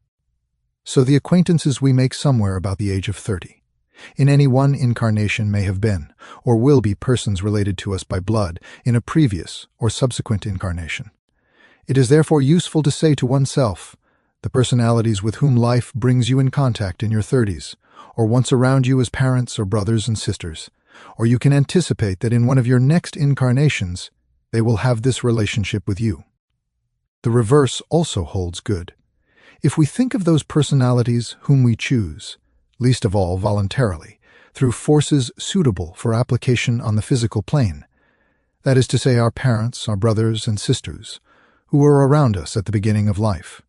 If we think of these personalities, we shall very often find that precisely those who accompany us into life from childhood onward were deliberately chosen by us in another incarnation to be near us while we were in our 30s. In other words, in the middle of the preceding life, we ourselves chose out those who in the present life have become our parents, brothers, or sisters. So the remarkable and very interesting fact emerges that our relationships with the personalities with whom we come to be associated are not the same in the successive incarnations. Also, that we do not encounter these people at the same age in life as previously. Neither can it be said that exactly the opposite holds good. Furthermore, it is not the personalities who were with us at the end of an earlier life, who are connected in a different incarnation with the beginning of our life, but those with whom we were associated in the middle period of life.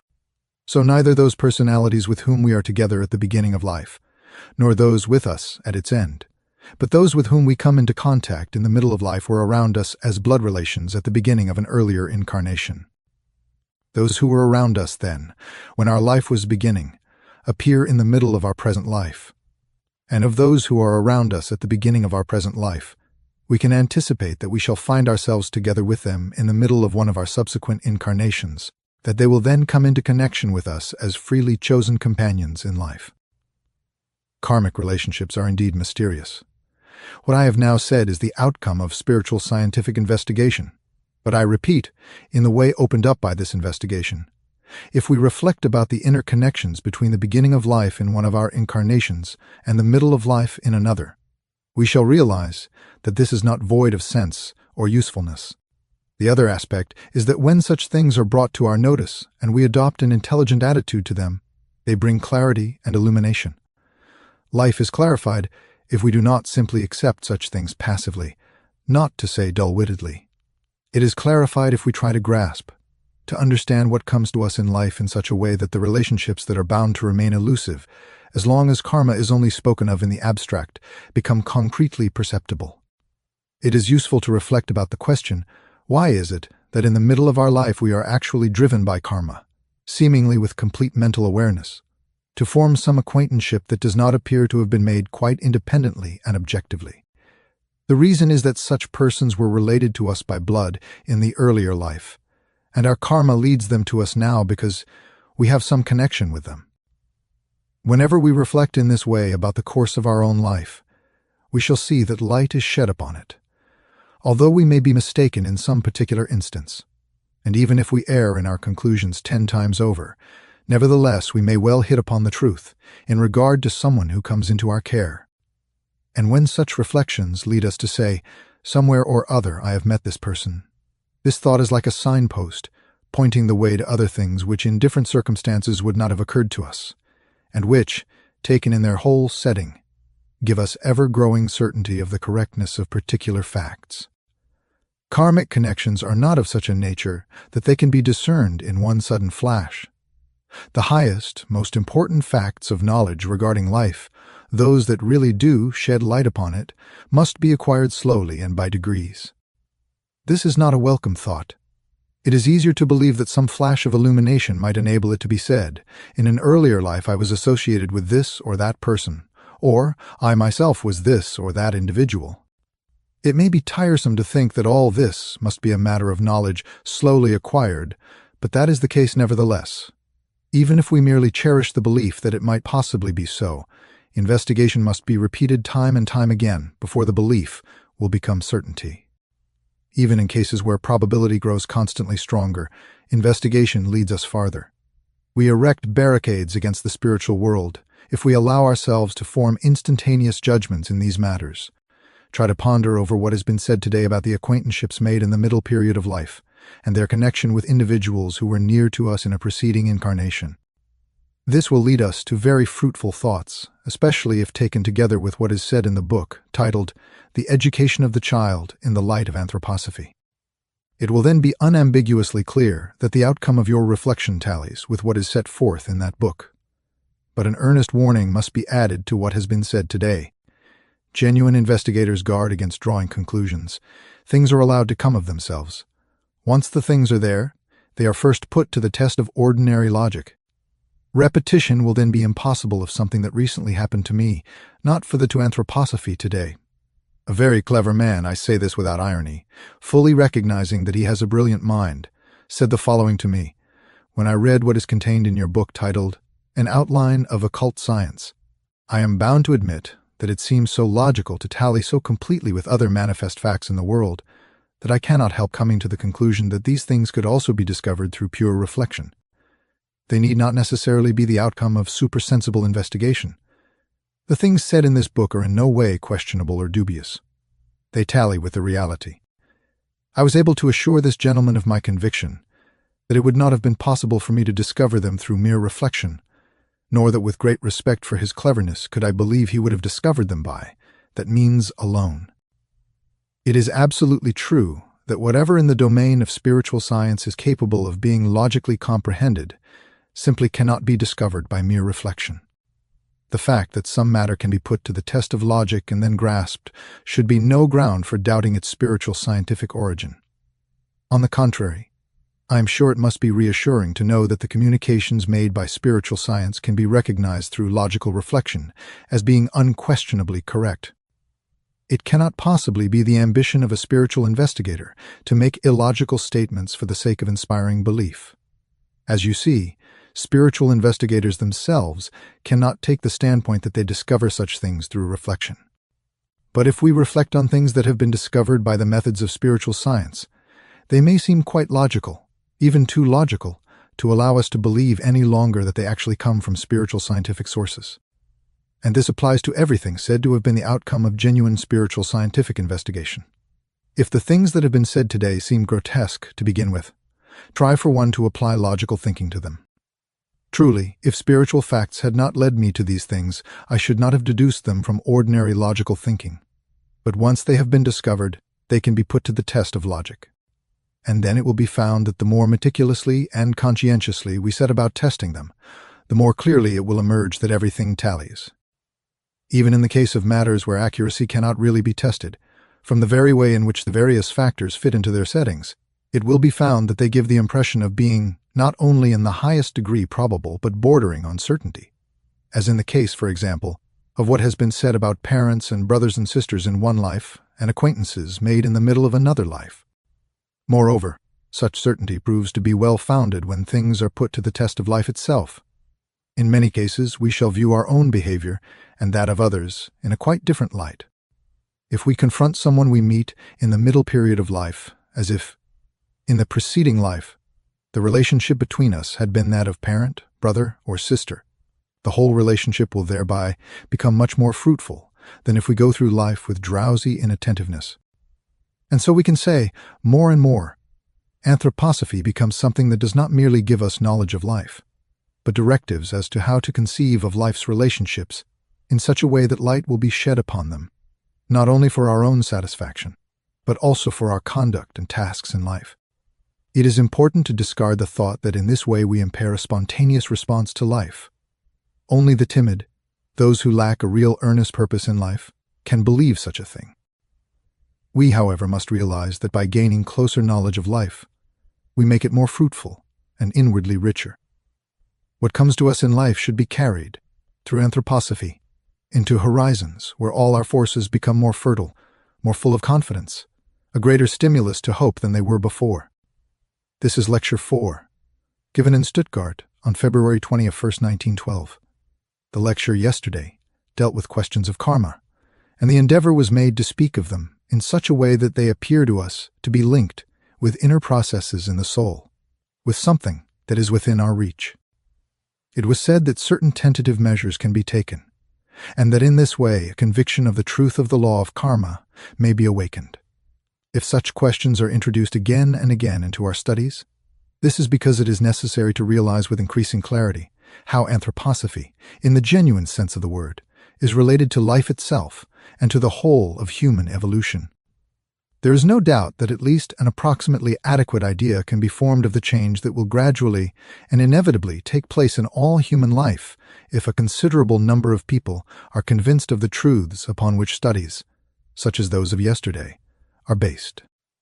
By steeping themselves in such truths, people's attitude to life will be quite different, and life itself will change in consequence.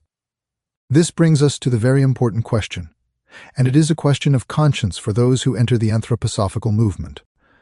What is it in reality that makes a person of the modern age into an anthroposophist?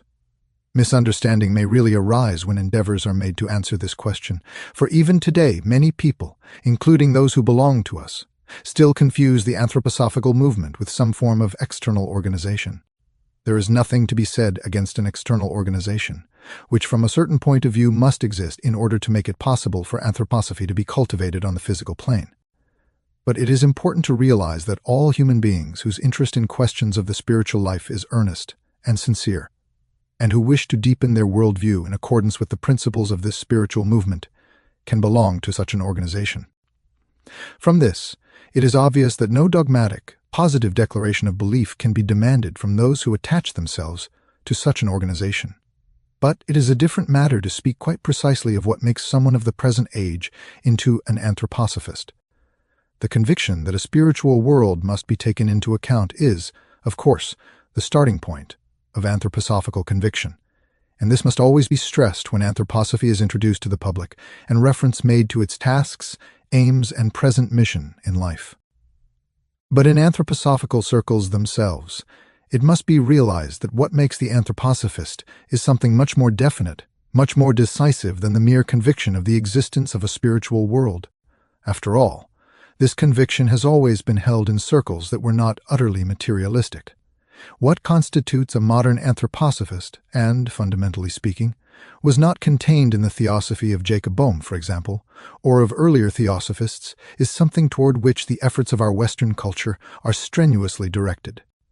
So much so, on the one side, that such efforts have become characteristic of the strivings of many human beings. But on the other side, there is the fact that what particularly characterizes the anthroposophist is still vehemently attacked by external culture and education and is still regarded as nonsense. We do, of course, learn many things through anthroposophy. We learn about the evolution of humanity, even about the evolution of our Earth and planetary system. All these things belong to the fundamentals required by one who desires to become an anthroposophist.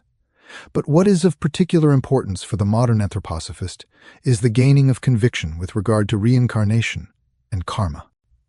The way in which people gain this conviction, how they succeed in spreading the thought of reincarnation and karma, it is this that from now onward will essentially transform modern life, will create new forms of life, an entirely new social life of the kind that is necessary if human culture is not to decline but rise to a higher level.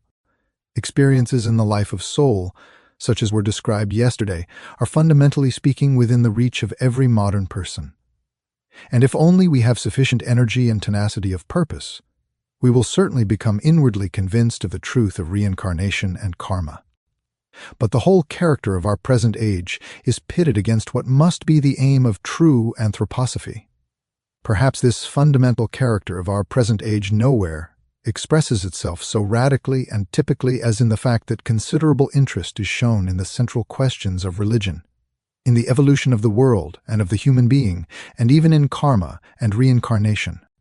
When such questions extend to the specific tenets of religions concerning, let us say, the nature of the Buddha or of Christ, when such questions are discussed today, evidence of widespread interest will be apparent.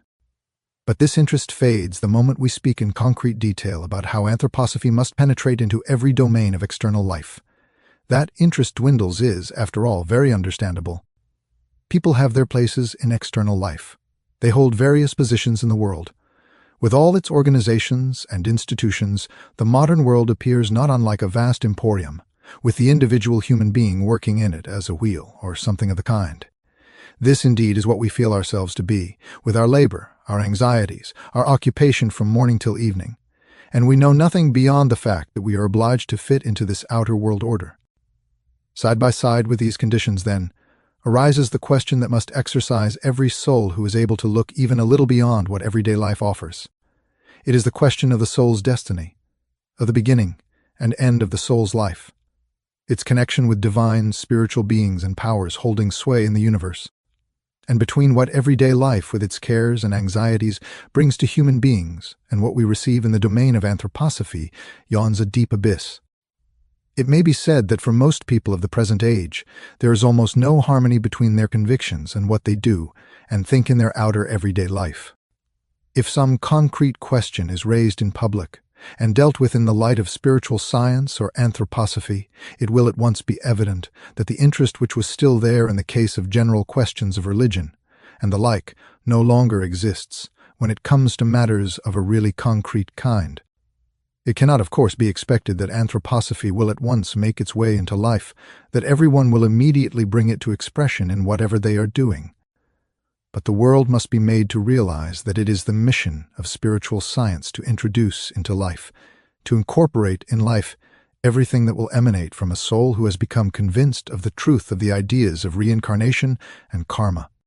And so the characteristic stamp of modern anthroposophists may be said to be that they are on the way to acquiring a firmly based inner conviction of the validity of the idea of reincarnation and karma. All the rest will then follow of itself. Naturally, it will not do to think. Now reinforced with a knowledge of reincarnation and karma, I shall at once be able to grapple with external life. That, of course, is not possible. The essential thing is to understand how the truths of reincarnation and karma can penetrate into external life in such a way that they become its guiding principles. Now let us consider how karma works through the different incarnations. When human beings come into the world, their powers and capacities must, after all, be regarded as the effects of causes they themselves engendered in earlier incarnations. If this idea is led to its consistent conclusion, all human beings must be treated as if they were a kind of enigma, as beings hovering in the dark foundations of their earlier incarnations. If this idea of karma is put earnestly into effect, a significant change will be brought about, not in methods of education only, but in the whole of life. If that were achieved, the idea of karma, instead of being merely an anthroposophical idea, would be transformed into something that takes hold of practical life itself and would become a really potent factor in life. But all external life, as it presents itself today, is the picture of a social condition which in its development has indeed refuted the idea of reincarnation and karma. External life today is organized almost as if there were a deliberate desire to quash any possibility of people being able, through their own inner development, to discover the reality of reincarnation and karma.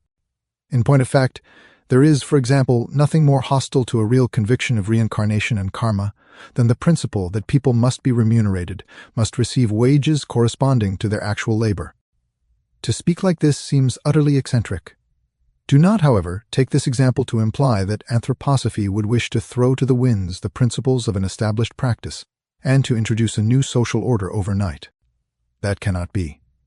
But people must become alive to the thought that no fundamental conviction of reincarnation can ever flourish in a world order in which it is held that there must be a direct correspondence between wages and labor, in which people are obliged, through the labor they perform, to obtain the necessities of life. Naturally, the prevailing conditions must remain. To begin with, for it will be clear, above all, to anthroposophists that what exists is in turn the outcome of karmic law, and in this sense, is justified and inevitable. But it is absolutely essential for people to be able to realize that what can and must ensue from recognition of the idea of reincarnation and karma unfolds as a new seed in the organism of our world order.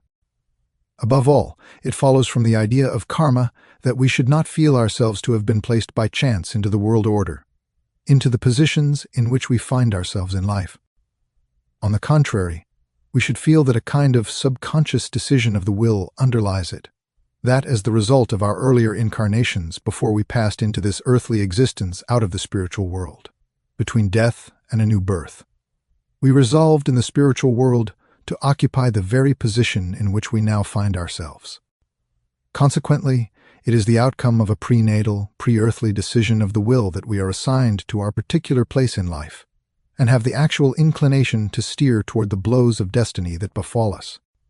If we then become convinced of the truth of the law of karma, we will inevitably begin to incline toward, even possibly to love, the position in the world in which we have placed ourselves, no matter what it may be. You may say you're telling us very strange things. They may be all very well for poets, or writers, or others engaged in spiritual pursuits.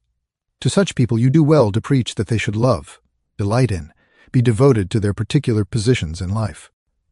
But what of all those human beings whose situations, in their very nature and with the labors they involve, cannot possibly be particularly welcome, but will inevitably evoke the feeling of belonging to the neglected or oppressed?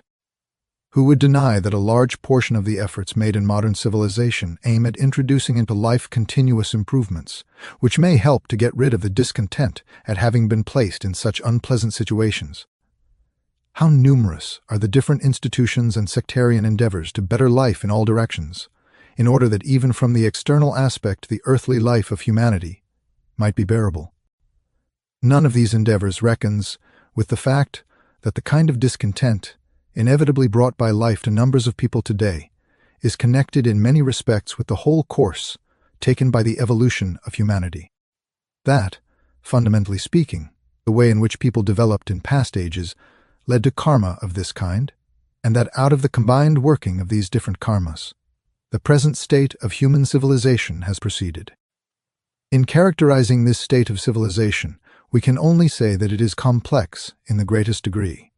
It must also be said that the connection between what people do, what they carry out, and what they love is weakening all the time.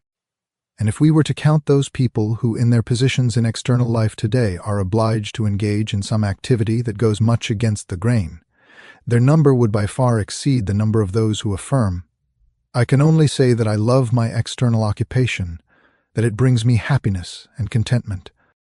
Only recently I heard of a strange statement made by someone to a friend. He said, "When I look back over my life and all its details, I confess that if I had to live through it again from childhood to the present moment, I should do exactly the same things I have done up to now." The friend replied, "Then you are one of those most rarely to be found at the present time." The friend was probably right, as far as most people of the modern age are concerned. Not many of our contemporaries would assert that. If it depended on them, they would, without hesitation, begin life all over again, together with everything it has brought in the way of happiness, sorrow, blows of fate, obstacles, and would be quite content if everything were exactly the same again. It cannot be said that the fact just mentioned, namely that there are so few people nowadays who would be willing to recapitulate the karma of their present life together with all its details, is unconnected with what the prevailing cultural state of humanity has brought in its train. Our life has become more complex, but it has been made so by the different karmas of the personalities living on the earth today. Of that, there can be no doubt at all. Nor will those who have the slightest insight into the course taken by human evolution be able to speak of any possibility of a less complicated life in the future. On the contrary, the complexity of external life will steadily increase, and however many activities are taken over from human beings in the future by machines, there can be very few lives of happiness in this present incarnation, unless conditions quite different from those now prevailing are brought about. And these different conditions must be the result of the human soul being convinced of the truth of reincarnation and karma. From this, it will be realized that something quite different must run parallel with the complexity of external civilization. What is it that will be necessary to ensure that people become more and more deeply permeated with the truth of reincarnation and karma? What will be necessary in order that the concept of reincarnation and karma may comparatively soon instill itself into our education, taking hold of human beings even in childhood, in the way that children now are convinced of the truth of the Copernican theory of the universe? What was it that enabled the Copernican theory of the universe to lay hold of people's minds? This Copernican world system had a peculiar destiny. I am not going to speak about the theory itself, but only about its entry into the world. Remember that this world system was thought out by a Christian dignitary, and that Copernicus's own conception of it was such that he felt it permissible to dedicate to the Pope the work in which he elaborated his hypothesis. He believed that his conclusions were entirely in keeping with Christianity. Footnote: Nicholas Copernicus, 1473 to 1543, became a church dignitary in Frauenburg. His celebrated astronomical work, titled De Revolutionibus Orbium Celestium, had been dedicated to Pope Paul III, but was not printed until 1543 in Nuremberg. Although protected, to begin with, by the dedication to the Pope, in 1615 it was put on the Index of Books Forbidden to Catholics, remaining there until 1822, when the ban was officially lifted by the Vatican on works dealing with the Earth's motion and the fixed position of the Sun. Was any proof of the truth of Copernicanism available at that time?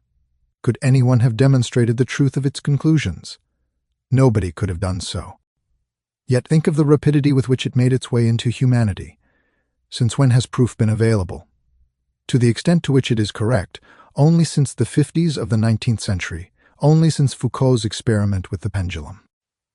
Footnote: in 1851, at the Pantheon in Paris, Léon Foucault demonstrated the diurnal motion of the Earth by the rotation of the plane of oscillation of a freely suspended long and heavy pendulum, and again, the following year by means of his invention of the gyroscope. Before then, there was no proof that the Earth rotates. It is nonsense to state that Copernicus was able to prove what he had presented and investigated as a hypothesis. This also holds good of the statement that the Earth rotates on its axis, only since it was discovered that a swinging pendulum has the tendency to maintain the plane of its oscillation, even in opposition to the rotation of the Earth, and that if a long pendulum is allowed to swing, then the direction of oscillation rotates in relation to the Earth's surface. Could the conclusion be drawn? It is the Earth beneath the pendulum that must have rotated. This experiment, which afforded the first actual proof that the Earth moves, was not made until the 19th century. Earlier than that, there was no wholly satisfactory possibility of regarding Copernicanism as being anything more than a hypothesis. Nevertheless, its effect upon the human mind in the modern age was so great that until the year 1822, his book was on the index, in spite of the fact that Copernicus had believed it permissible to dedicate it to the Pope. Not until the year 1822 was the book on which Copernicanism was based removed from the index. Before, therefore, any real proof of its correctness was available, the power of the impulse with which the Copernican theory of the universe instilled itself into the human mind finally compelled the Church to recognize it as non-heretical. I have always considered it deeply symptomatic that this knowledge of the Earth's motion was first imparted to me as a boy at school, not by an ordinary teacher, but by a priest. Footnote: this was Franz Maraj, the priest at Neudorf, near Wiener Neustadt. Maraj was a Hungarian later canon at Oldenburg, and held high offices.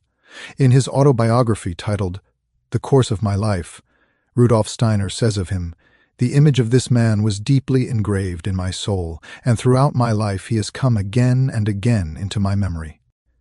End of footnote. Who can possibly doubt that Copernicanism has taken firm root even in the minds of children? I am not speaking now of its truths and its errors. If culture is not to fall into decline, the truths of reincarnation and karma must take equally firm root. But the time that humanity has at its disposal for this is not as long as it was in the case of Copernicanism. And it is incumbent upon those who call themselves anthroposophists today to play their part in ensuring that the truths of reincarnation and karma shall flow even into the minds of the young. This, of course, does not mean that anthroposophists who have children should inculcate this into them as a dogma. Insight is what is needed. I have not spoken of Copernicanism without reason. From the success of Copernicanism, we can learn what will ensure the spread of the ideas of reincarnation and karma. What, then, were the factors responsible for the rapid spread of Copernicanism? I shall now be saying something terribly heretical, something that will seem quite atrocious to the modern mind.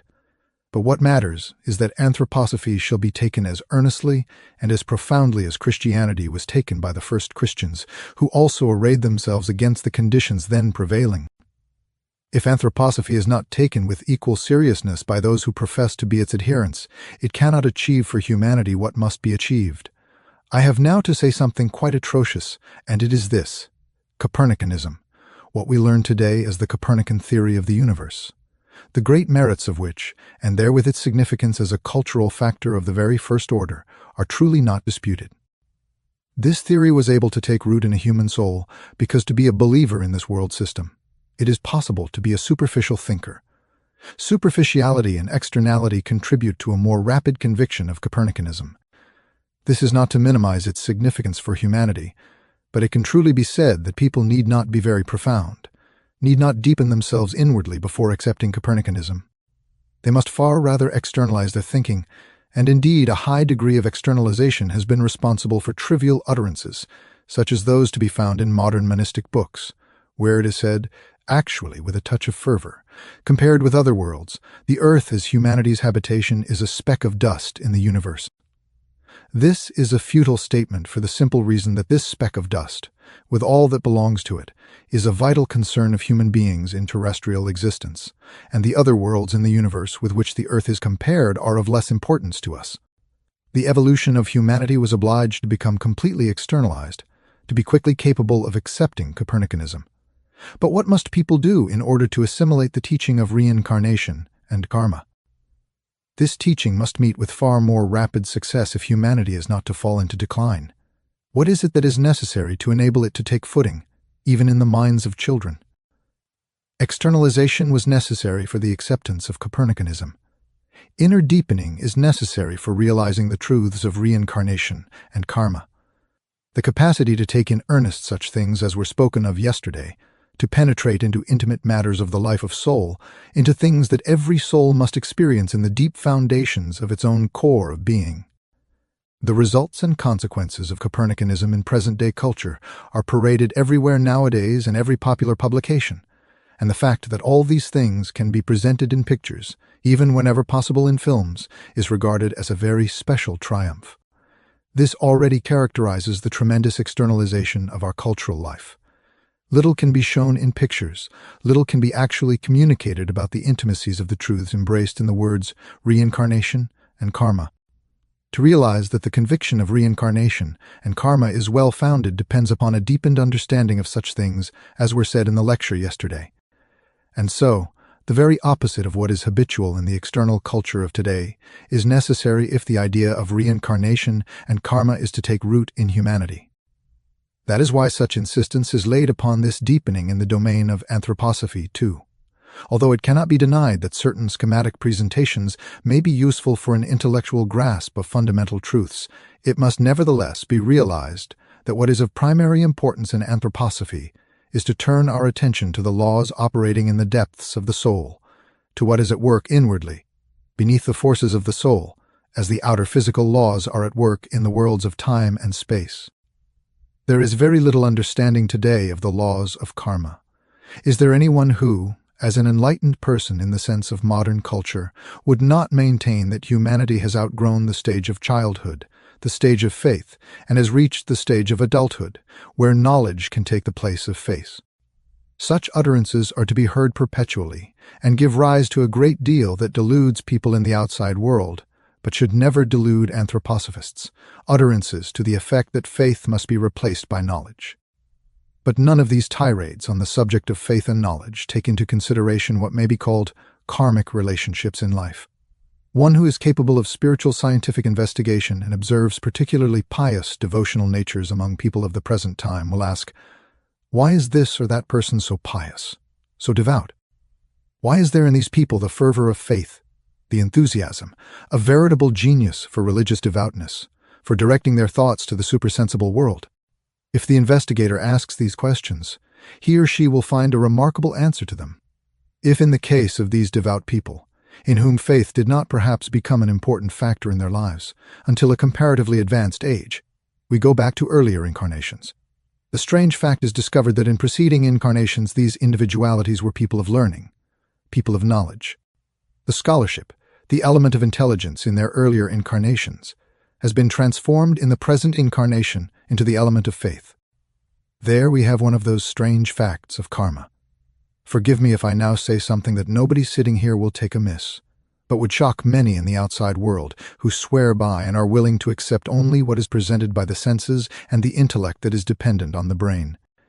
In people who, because of strongly materialistic tendencies, no longer desire to have faith but knowledge only, we find, and this is a very enigmatic fact, dull-wittedness, obtuseness in the preceding incarnation.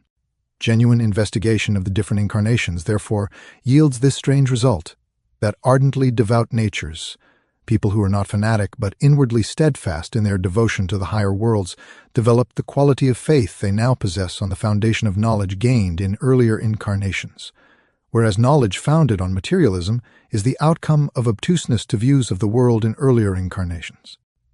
Think how the whole conception of life changes if the gaze is widened from the immediate present to what the human individuality experiences through the different incarnations. Many a quality upon which people pride themselves in the present incarnation assumes a strange aspect when considered in the setting of how it was acquired in the preceding incarnation. Viewed in the light of reincarnation, many things will seem less incredible. We need think only of how, with these inner forces of soul, a person develops in one incarnation. We need observe only the power of faith in the soul, the power of soul that may inhere in faith and belief in something that, as supersensible reality, transcends the phenomena of ordinary sense perception. A materialistic monist may strongly oppose this, insisting that knowledge alone is valid and that faith has no sure foundation.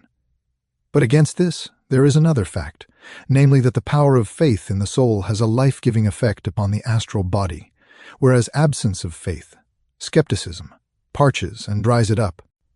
Faith works upon the astral body as nourishment works upon the physical body. And is it not important to realize what faith does for human beings, for their well-being, for their healthiness of soul? And because this is also the determining factor for physical health, for their body too, is it not strange that on the one side there should be the desire to abolish faith, while on the other side someone who is incapable of faith is bound to have a barren, withered astral body? Even by observing the one life only, this can be recognized. It is not necessary to survey a series of incarnations, for it can be recognized in the one. We can therefore say lack of faith, skepticism, dries up our astral body. If we lack faith, we impoverish ourselves, and in the following incarnation, our individuality is drained dry. Lack of faith makes us obtuse in the next incarnation, incapable of acquiring knowledge. To contrast knowledge with faith is the outcome of worldly jejune logic. For those who have insight into these things, all the palaver about faith and knowledge is about as much sense as there would be in a discussion where one speaker declares that up to now human progress has depended more upon men, while the other maintains that women have played the more important part. In the stage of childhood, therefore, the one sex is held to be more important, but at the present stage the other. For those who are cognizant of the spiritual facts, it is clear that faith and knowledge are related to each other as the two sexes are related in outer physical life. This must be borne in mind as a transient and significant fact, and then we shall be able to see the matter in its true light. The parallelism goes so far that it may be said, just as the sex usually alternates in the successive incarnations, so, as a rule, an incarnation with a more intellectual trend follows one more inclined toward faith, then again toward intellectuality and so forth. There are, of course, exceptions. There may be several consecutive male or female incarnations, but as a rule these qualities are mutually fruitful and complementary. Other qualities in the human being are also complementary in a similar way.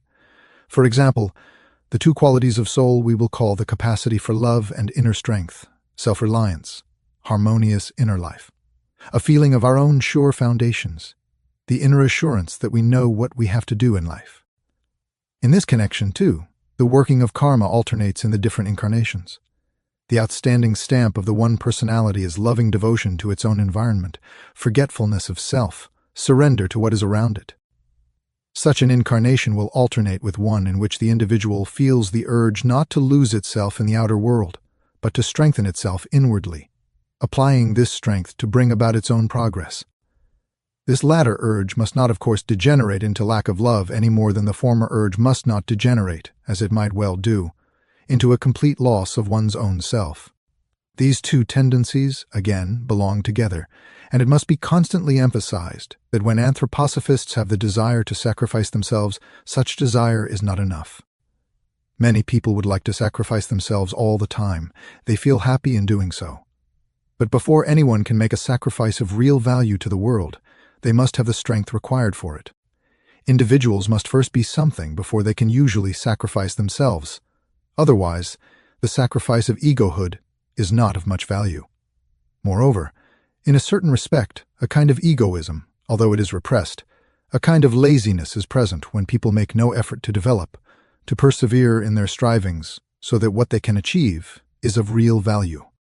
It might seem, but please do not misunderstand this, as though we were preaching lovelessness. The outer world is very prone today to reproach anthroposophists by saying, "You aim at perfecting your own souls. You strive for the progress of your own souls. You become egoists."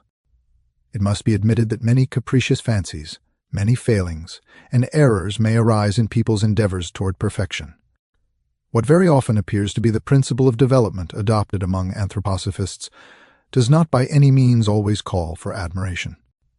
Behind this striving there is often a great deal of hidden egotism.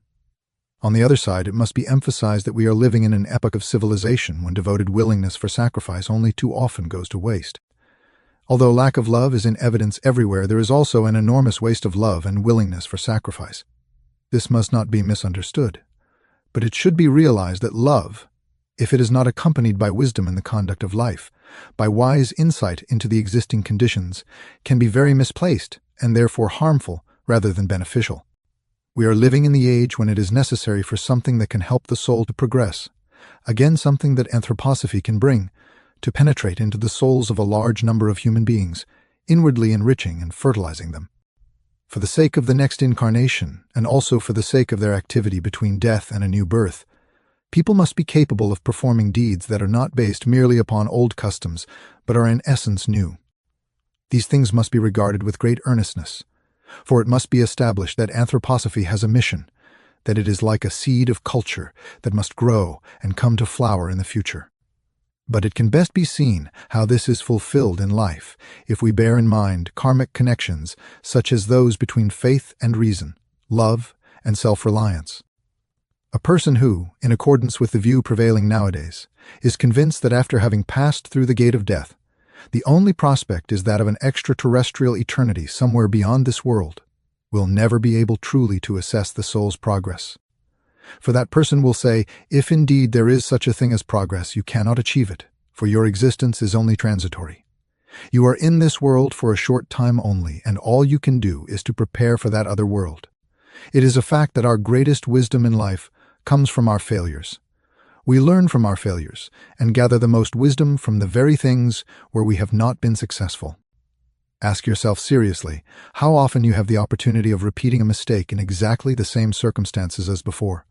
You will find that such a situation rarely occurs. And would not life be utterly without purpose if the wisdom we can acquire from our mistakes were to be lost to earthly humanity? Only if we can come back again.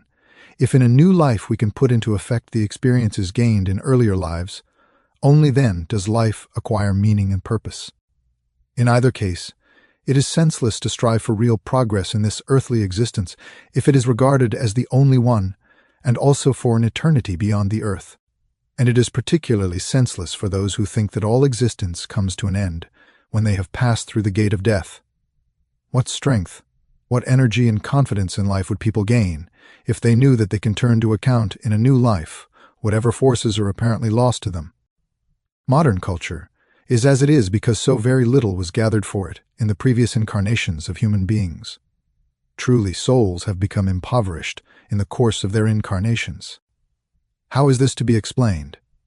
In long ages past, before the mystery of Golgotha, people were endowed with an ancient clairvoyance and magical forces of will, and it continued to be so on into the Christian era.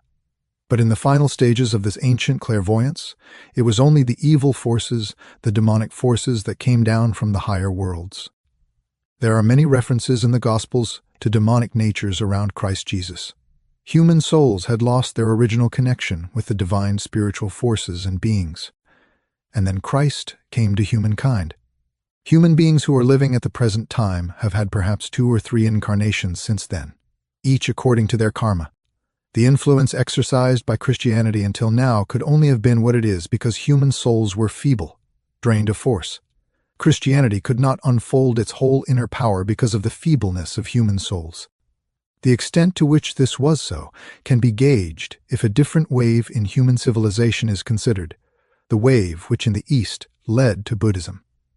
Buddhism has the conviction of the truth of reincarnation and karma, but in such a form that it regards the purpose and task of progress in evolution to consist in leading human beings away from life as quickly as possible. In the East, a wave was astir in which there was no urge for existence. So we see how everything that should inspire people with determination to fulfill the mission of the earth has fallen away from those who belong to the wave of culture that is the bearer of Buddhism. And if Buddhism were to spread widely in the West, this would be a proof that souls of the feeblest type are very numerous, for it is these souls who would become Buddhists. Wherever Buddhism in some form might appear in the West, this would be proof that the souls in question want to evade the mission of the earth, to escape from it as quickly as they can, being incapable of tackling it. When Christianity was spreading in the south of Europe and was being adopted by the peoples of the north, the force of instinct in these northern peoples was strong and powerful. They absorbed Christianity, but to begin with, its external aspects only could be brought into prominence. That is to say, those aspects which render it so important for people today to deepen their experience of the Christ impulse, so that this Christ impulse may become the inmost power of the soul itself, and the soul may grow inwardly richer as it lives on toward the future. Human souls have passed through incarnations of weakness, of uncertainty, and to begin with, Christianity was an external support. But now the epoch has come when souls must become inwardly strong and vigorous. Therefore, as time goes on, what the individual does in outer life will be of little consequence. What will be essential is that the soul shall find its own footing, shall deepen itself, acquire insight into how the inner reality can be inculcated into the outer life, how the earth's mission can be permeated through and through with a consciousness, the strong inner realization born from conviction of the truths of reincarnation and karma.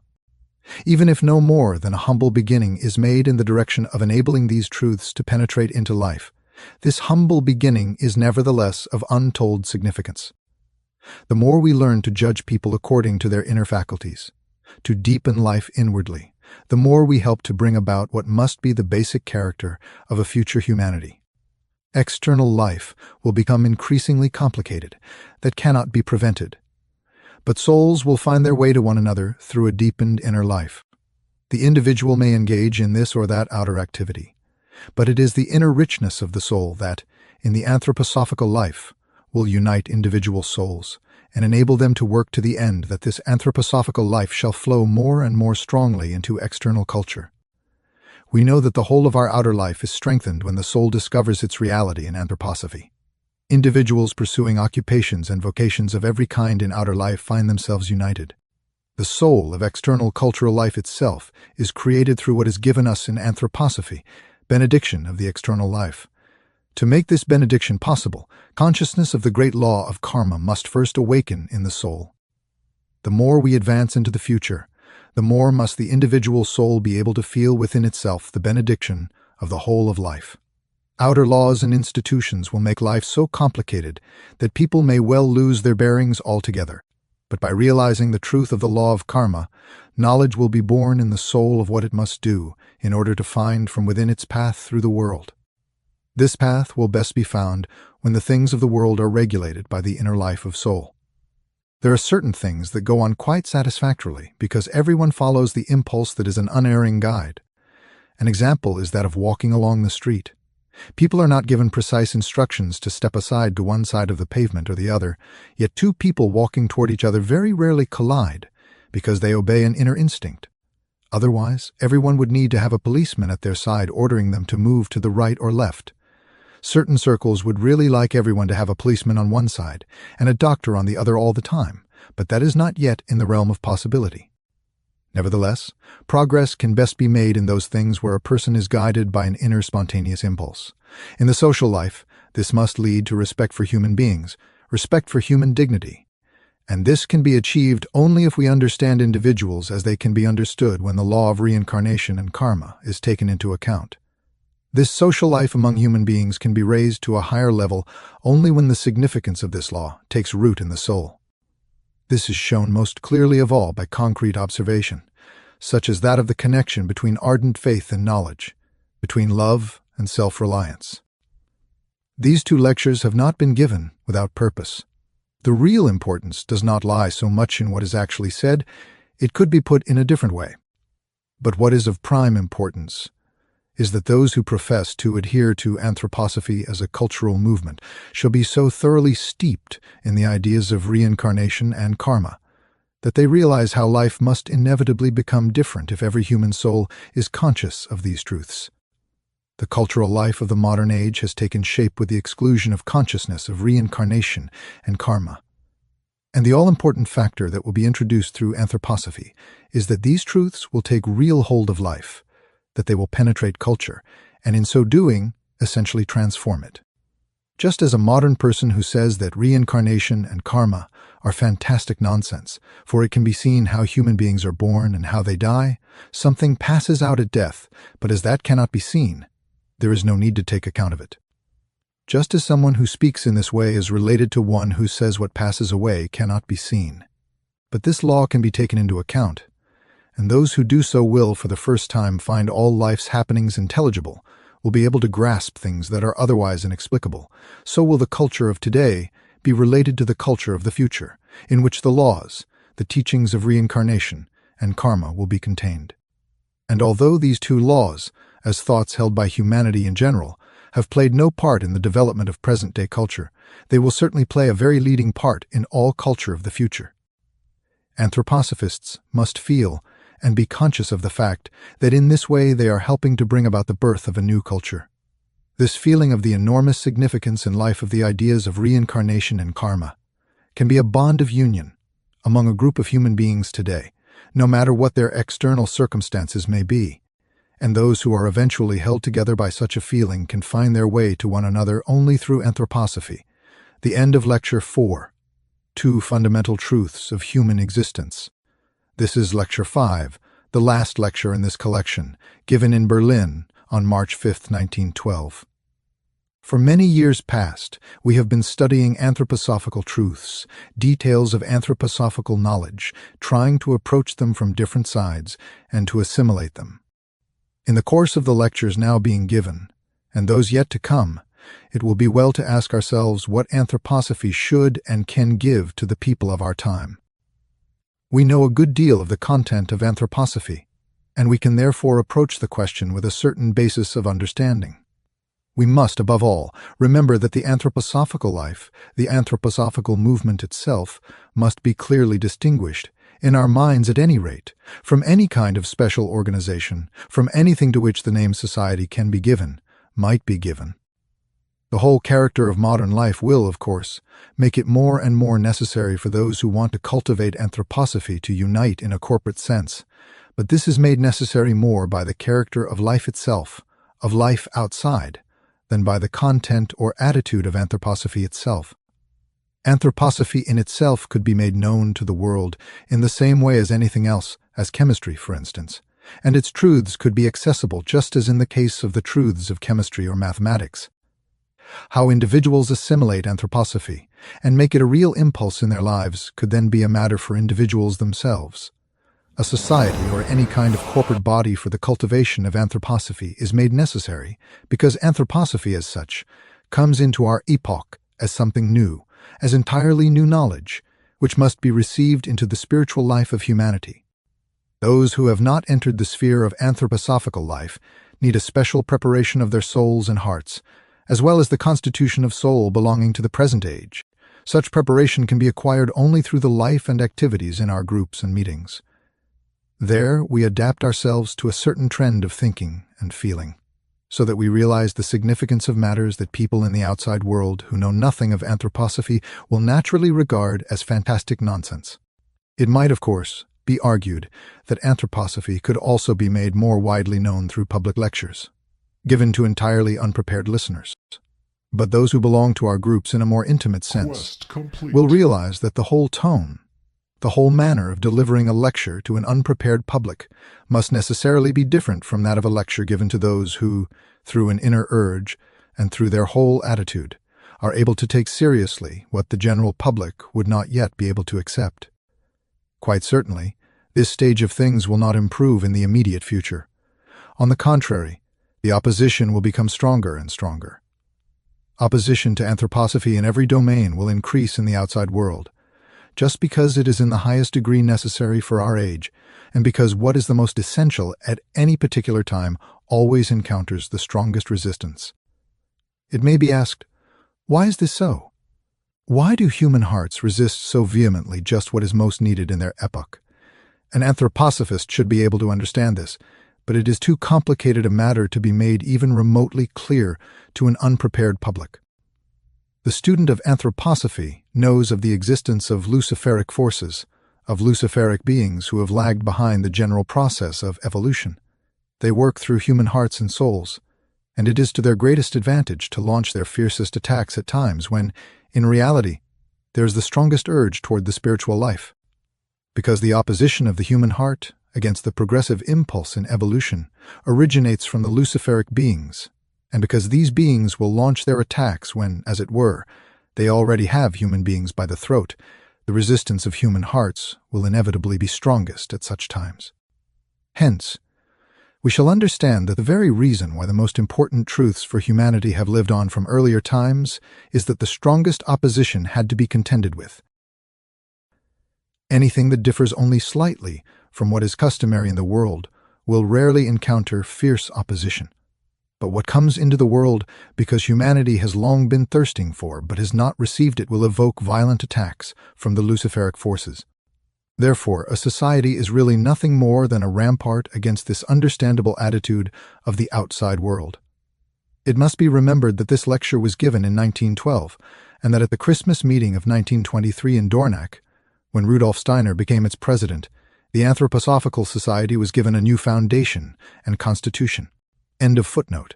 Some form of association is necessary within the framework of which these things can be presented, with the feeling that in those to whom one speaks, or with whom one is in contact, there will be a certain measure of understanding, whereas others who have no link with such an association are oblivious of it all.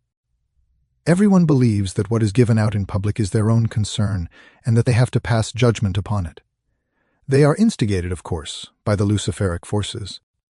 From this we realize that it is indeed necessary to promulgate Anthroposophy, and that Anthroposophy is bringing something essential into our age, something that is longed for by the present thirst and hunger for spiritual nourishment. And whatever the circumstances will come in some form or other, for the spiritual powers who have dedicated themselves to the goals of evolution see to it that this shall happen. We can therefore ask, what are the most important truths that should be implanted in humanity at the present time through Anthroposophy? Those for which there is the most intense thirst are the most essential. The answer to such a question is one that can very easily be misunderstood. For this reason, it is necessary to begin with to make a distinction in our minds between Anthroposophy as such and the Anthroposophical Society. The mission of Anthroposophy is to bring new truths, new knowledge to humanity, but a society can never, least of all in our age, be pledged to any particular tenets. It would be utterly senseless to ask, what do you anthroposophists believe? It is senseless to imagine that an anthroposophist means a person who belongs to the Anthroposophical Society, for that would be to assume that a whole society holds a common conviction, a common dogma, and that cannot be. The moment a whole society, according to its statutes, is pledged to a common dogma, it ceases to be a society and begins to be a sect. Here is the boundary where a society ceases to be one in the true sense of the word. The moment someone is pledged to hold a belief exacted by a society, we have to do with pure sectarianism. Therefore, a society dedicated to the principles described in these lectures can be a society only from the aspect that it is under the right and natural spiritual impulse. It may be asked, who are the people who come together to hear something about Anthroposophy? To this we may reply, those who have an urge to hear about spiritual things. This urge has nothing dogmatic about it, for if a person is seeking for something without saying, I shall find this or that, but is really seeking, this is the common element which a society that does not wish to become a sect must contain. The question, what does Anthroposophy as such bring to humanity, is quite independent of this. Our reply must be, Anthroposophy as such brings to humanity something that is similar to all the great spiritual truths that have been brought to humanity. Only its effect upon the human soul is more profound, more significant. Among the subjects we have been studying in our lectures, there are many that might be considered less distinctive from the point of view of something entirely new being presented to modern humanity. Nevertheless, they are fundamental truths which do indeed penetrate into humanity as something new. We need not look very far to find this new element. It is the most fundamental of all and brings increasing conviction to the human soul. These are the two truths of reincarnation and karma. It may be said that the first thing a really serious anthroposophist discovers along the path is that knowledge of reincarnation and karma is essential. It cannot, for example, be said that in Western culture certain truths, such as the possibility of becoming conscious of higher worlds, present themselves through anthroposophy as something fundamentally new. Everyone who has some knowledge of the development of Western thought knows of mystics, such as Jacob Boehme or Swedenborg, or the whole Jacob Boehme school. And they know too, although there has been much argument to the contrary, that it has always been considered possible for a human being to rise from the ordinary sense world to higher worlds. This then is not the element that is fundamentally new, and the same applies to other matters. Even when we are speaking of what is absolutely fundamental in evolution, for example, the subject of Christ, this is not the salient point as regards the anthroposophical movement as such. The essential point is the form which the subject of Christ assumes when reincarnation and karma are received as truths into human hearts. The light thrown upon the subject of Christ by the truths of reincarnation and karma, that is the essential point. The West has been profoundly concerned with the subject of Christ. We need only be reminded of people in the days of the Gnosis, and of the time when esoteric Christianity was deepened by those who gathered under the sign of the Grail, or of the Rose Cross. This then is not the fundamental question. It becomes fundamental and of essential significance for Western minds for knowledge and for the needs of the religious life only through the truths of reincarnation and karma. So that those whose mental horizons have been widened by the knowledge of these truths necessarily expect new illuminations to be shed on old problems. With regard to the knowledge of reincarnation and karma, however, all that can be said is that tentative indications are to be found in Western literature. For example, at the time of Lessing, who speaks of the subject in his essay titled The Education of the Human Race. There are also other examples of how this question has dawned upon minds of a certain profundity. But for the truths of reincarnation and karma to become an integral part of human consciousness, assimilated by human hearts and souls as in Anthroposophy, this is something that could not really happen until our own time. Therefore, it can be said that the relation of contemporary people to Anthroposophy is characterized by the fact that certain antecedents have enabled reincarnation and karma to become matters of knowledge to them. That is the essential point. Everything else follows more or less as a matter of course, if someone is able to acquire the right insight into truths of reincarnation and karma. In considering this aspect of the subject, we must also realize what it will mean for Western humanity, and for humanity in general, when reincarnation and karma become matters of knowledge that take their place in everyday life, as other truths have done. In the near future, reincarnation and karma must pass into human consciousness far more deeply than was the case, for example, with the Copernican view of the universe. We need only remind ourselves of how rapidly this theory penetrated into the human mind. Only a comparatively short period in world history has elapsed since the Copernican view of the universe first became generally known. Yet it is now taught, even in the elementary schools. As far as the effect upon the human soul is concerned, however, there is an essential difference between Copernicanism and the anthroposophical world conception, insofar as the latter is based on the fundamental principles of reincarnation and karma. To be able to characterize the difference, one really needs a group of anthroposophists, of people who come together with goodwill to understand, for things would have to be said that would cause too great a shock to those outside the anthroposophical movement. Why is it that the Copernican view of the universe has been accepted so readily? Those who have heard me speak of it, or of modern natural science in general, know well that I pass no derogatory judgment on the modern scientific mode of thinking. Therefore, in characterizing the difference, I shall not be misinterpreted when I say that the acceptance of this world picture, limited as it is to the presentation of external relationships and conditions of space, an epoch of superficiality was necessary. The reason why the Copernican theory took root so rapidly is none other than that for a certain period of time, human beings became superficial. Superficiality was essential for the adoption of Copernicanism. Depth of soul, that is to say the exact opposite, will be necessary for acceptance of the truths of Anthroposophy, especially of the fundamental truths of reincarnation and karma. If therefore the conviction grows in us today that these truths must become a much stronger and more widespread influence in the life of humanity, we must realize at the same time that we are standing at the boundary between two epochs, one the epoch of superficiality and the other the epoch when the human soul and human heart must be inwardly deepened. This is what must be inscribed in our very souls if we are to be fully conscious of what Anthroposophy has to bring to humanity at the present time. And then comes the question, what form will life take under the influence of the knowledge of reincarnation and karma? Here we must consider what it really means for the human soul and heart to recognize that reincarnation and karma are truths. What does it mean for the whole of human consciousness, for our whole life of feeling and thinking? As anyone who reflects about these things can realize, it means no less than that. Through knowledge, the human self grows beyond certain limits to which knowledge is otherwise exposed. In past times, it was sharply emphasized that human beings could know and recognize only what lies between birth and death, that at most they could look up with faith to one who penetrates into a spiritual world as a knower. Such conviction grew with increasing strength, but this is not of very great significance when regarded merely from the aspect of knowledge. The subject becomes really significant when we pass from the aspect of knowledge to the moral aspect. It is then that the whole greatness and significance of the ideas of reincarnation and karma are revealed. A very great deal could be said in confirmation of this, but we will confine ourselves to one aspect. Think of the people belonging to earlier epochs of Western civilization, and the great majority of those living in the present time.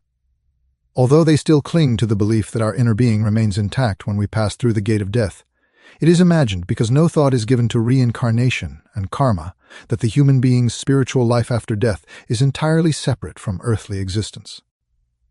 Apart from exceptional phenomena, to which credence is given by those with spiritualistic leanings, when the dead are alleged to be working into this world, the current idea is that whatever takes place when someone has passed through the gate of death, be it punishment or reward, is remote from the earth as such, and that the further course of a person's life lies in a quite different sphere, a sphere beyond the earth.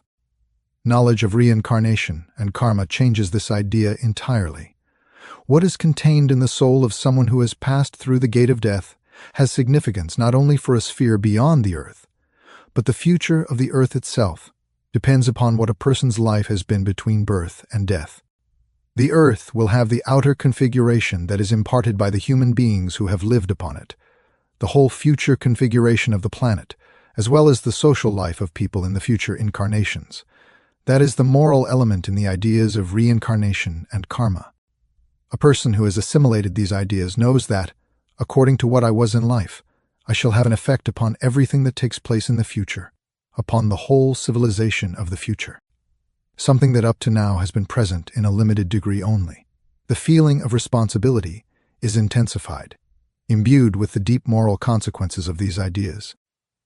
A person who does not believe in them may say, "When I have passed through the gate of death, I shall be punished or rewarded for what I have done here. I shall experience the consequences of this existence in another world." That other world, however, is ruled over by spiritual powers of some kind or other, and they will prevent what I have within me from causing too much harm to the world as a whole. A person who realizes that the ideas of reincarnation and karma are based upon reality will no longer speak like this, knowing that human lives will be shaped according to what they have been in earlier incarnations. The important point is that the fundamental ideas of the anthroposophical conception of the world will pass over into human souls and hearts, and arise as moral impulses undreamt of in the past times. The feeling of responsibility will be intensified to a degree that was formerly impossible, and other moral insights will necessarily follow. As human beings learning to live under the influence of the ideas of reincarnation and karma, we shall come to know that our life cannot be assessed on the basis of what has taken expression in one life, between birth and death, but that a period extending over many lives must be taken into account.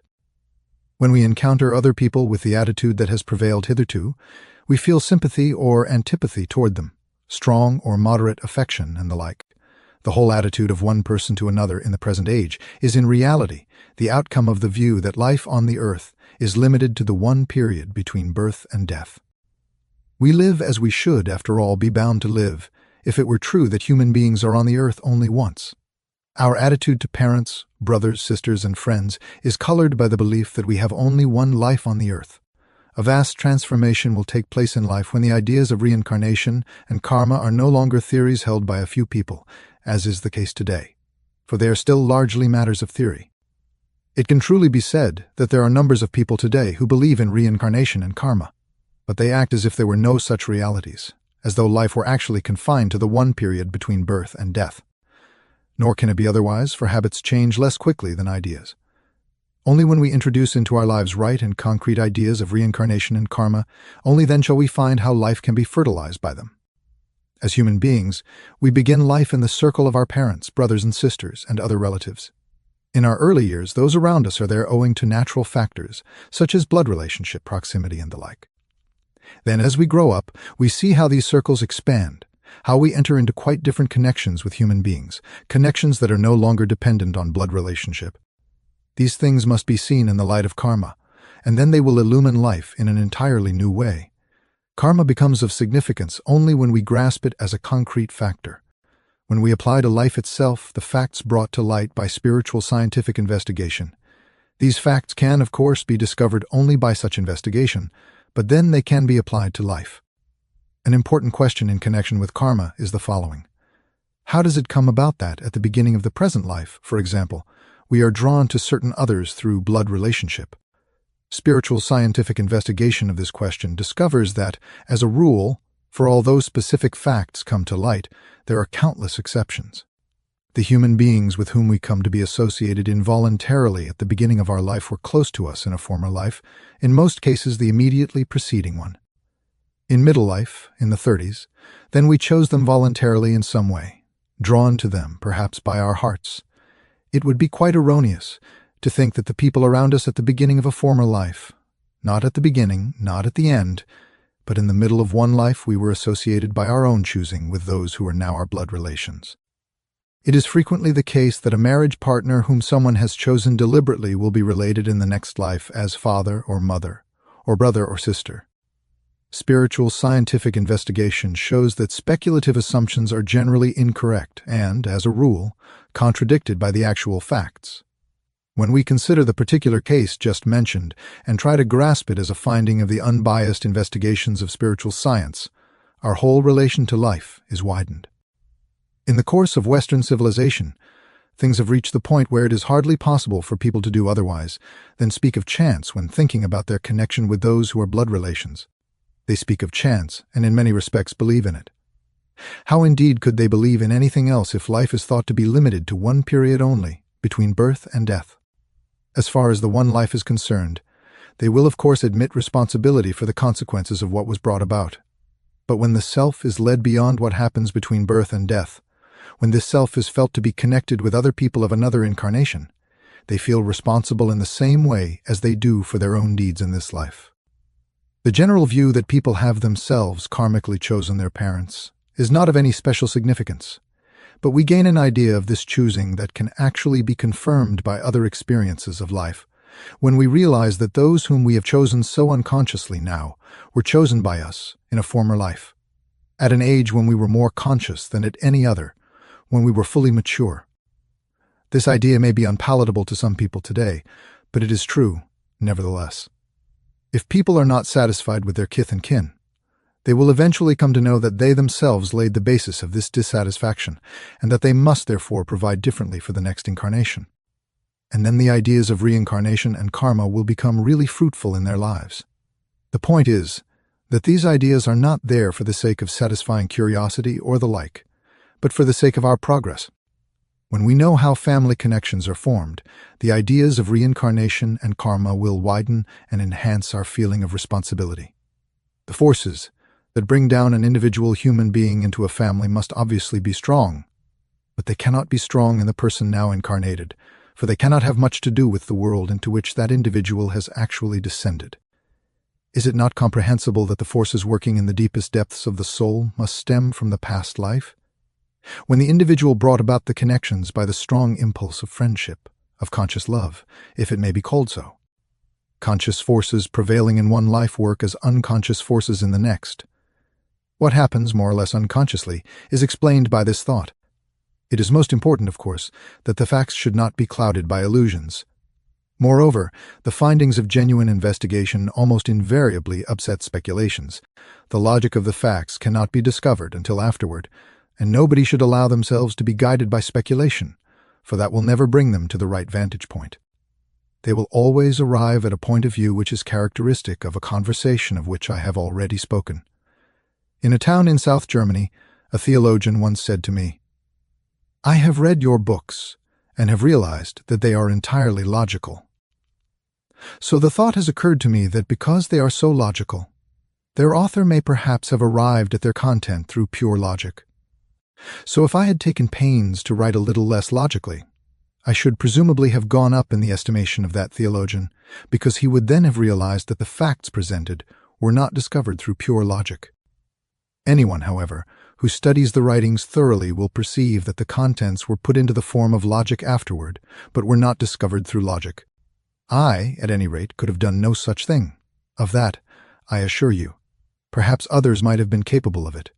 Regarded in this way, these things bring home to us the deep significance of the idea that the most important impulses proceeding from anthroposophy must necessarily be moral impulses. Emphasis has been laid today upon the feeling of responsibility. In the same way, we might speak of love, of compassion, and the like, all of which present different aspects in the light of the ideas of reincarnation and karma. That is why, through the years, it has been considered of such importance, even in public lectures, always to relate anthroposophy to life, to the most immediate phenomena of life. We have spoken of the mission of anger, of conscience, of prayer, of the different ages in the life of the human being, approaching all these things in the light in which they must be approached if we assume that the ideas of reincarnation and karma are true. Footnote C, the book Metamorphoses of the Soul. The transforming power of these ideas in life has thus been brought home to us. In reality, the main part of our studies has been to consider the effect of these fundamental ideas upon life. Even if it is not always possible in abstract words to convey the significance of reincarnation and karma for the heart, for conscience, for the character, for prayer, in such a way that we are able to say if we accept the ideas of reincarnation and karma, it follows that nevertheless, all our studies are illumined by them. The important thing for the immediate future is that everything, not only the science of the soul, but the other sciences too, shall be influenced by these ideas. If you study a lecture such as the last public one on death in the human being, animal, and plant, you will see that it was a matter of showing how people will learn to think of death in plant, animal, and the human being when they discern in themselves that which stretches beyond the single human life. It was made clear that the self is different in each case. In the human being, there is an individual ego. In the animal, there is a group soul. And in the plant, we have to do with part of the whole planetary soul. In the case of the plant, what we see outwardly as dying and budding is to be conceived of simply as a process of falling asleep and waking. In the animal, there is again a difference. Here we find a certain degree of resemblance to the human being, inasmuch as in a single incarnation a self comes into some kind of evidence. But in humans alone, who themselves bring about their incarnation, we realize that death is the guarantee of immortality, and that the word death can be used in this sense only in the case of the human being. In using the word death in the general sense, therefore, it must be emphasized that dying has a different signification according to whether we are speaking of the human being, animal, or plant. When anthroposophists are able to accept the ideas of reincarnation and karma in the form in which we must present them, as distinct from earlier conceptions such as are found, for example, in Buddhism, their studies will lead them quite naturally to other things. That is why our work has been mainly devoted to studying what effect the ideas of reincarnation and karma can have upon the whole of human life. In this connection, it is obvious that the work of any anthroposophical association or society must be in conformity with the mission of anthroposophy. It is therefore understandable that when we speak about questions that may seem to those outside anthroposophy to be the most important, the fundamental truths are the basis upon which we speak of matters closely concerning every Western soul. It is quite conceivable that some people might accept from anthroposophy those things that have been described today as fundamentally new and not concern themselves at all with any of the differences between the various religions. For the science of comparative religion is by no means an essential feature of modern spiritual science. A great deal of research is devoted to the subject of comparative religion today, and in comparison with it, the studies pursued in certain societies connected with spiritual science are by no means the more profound. The point of real importance is that in anthroposophy all these things shall be illumined by the ideas of reincarnation and karma.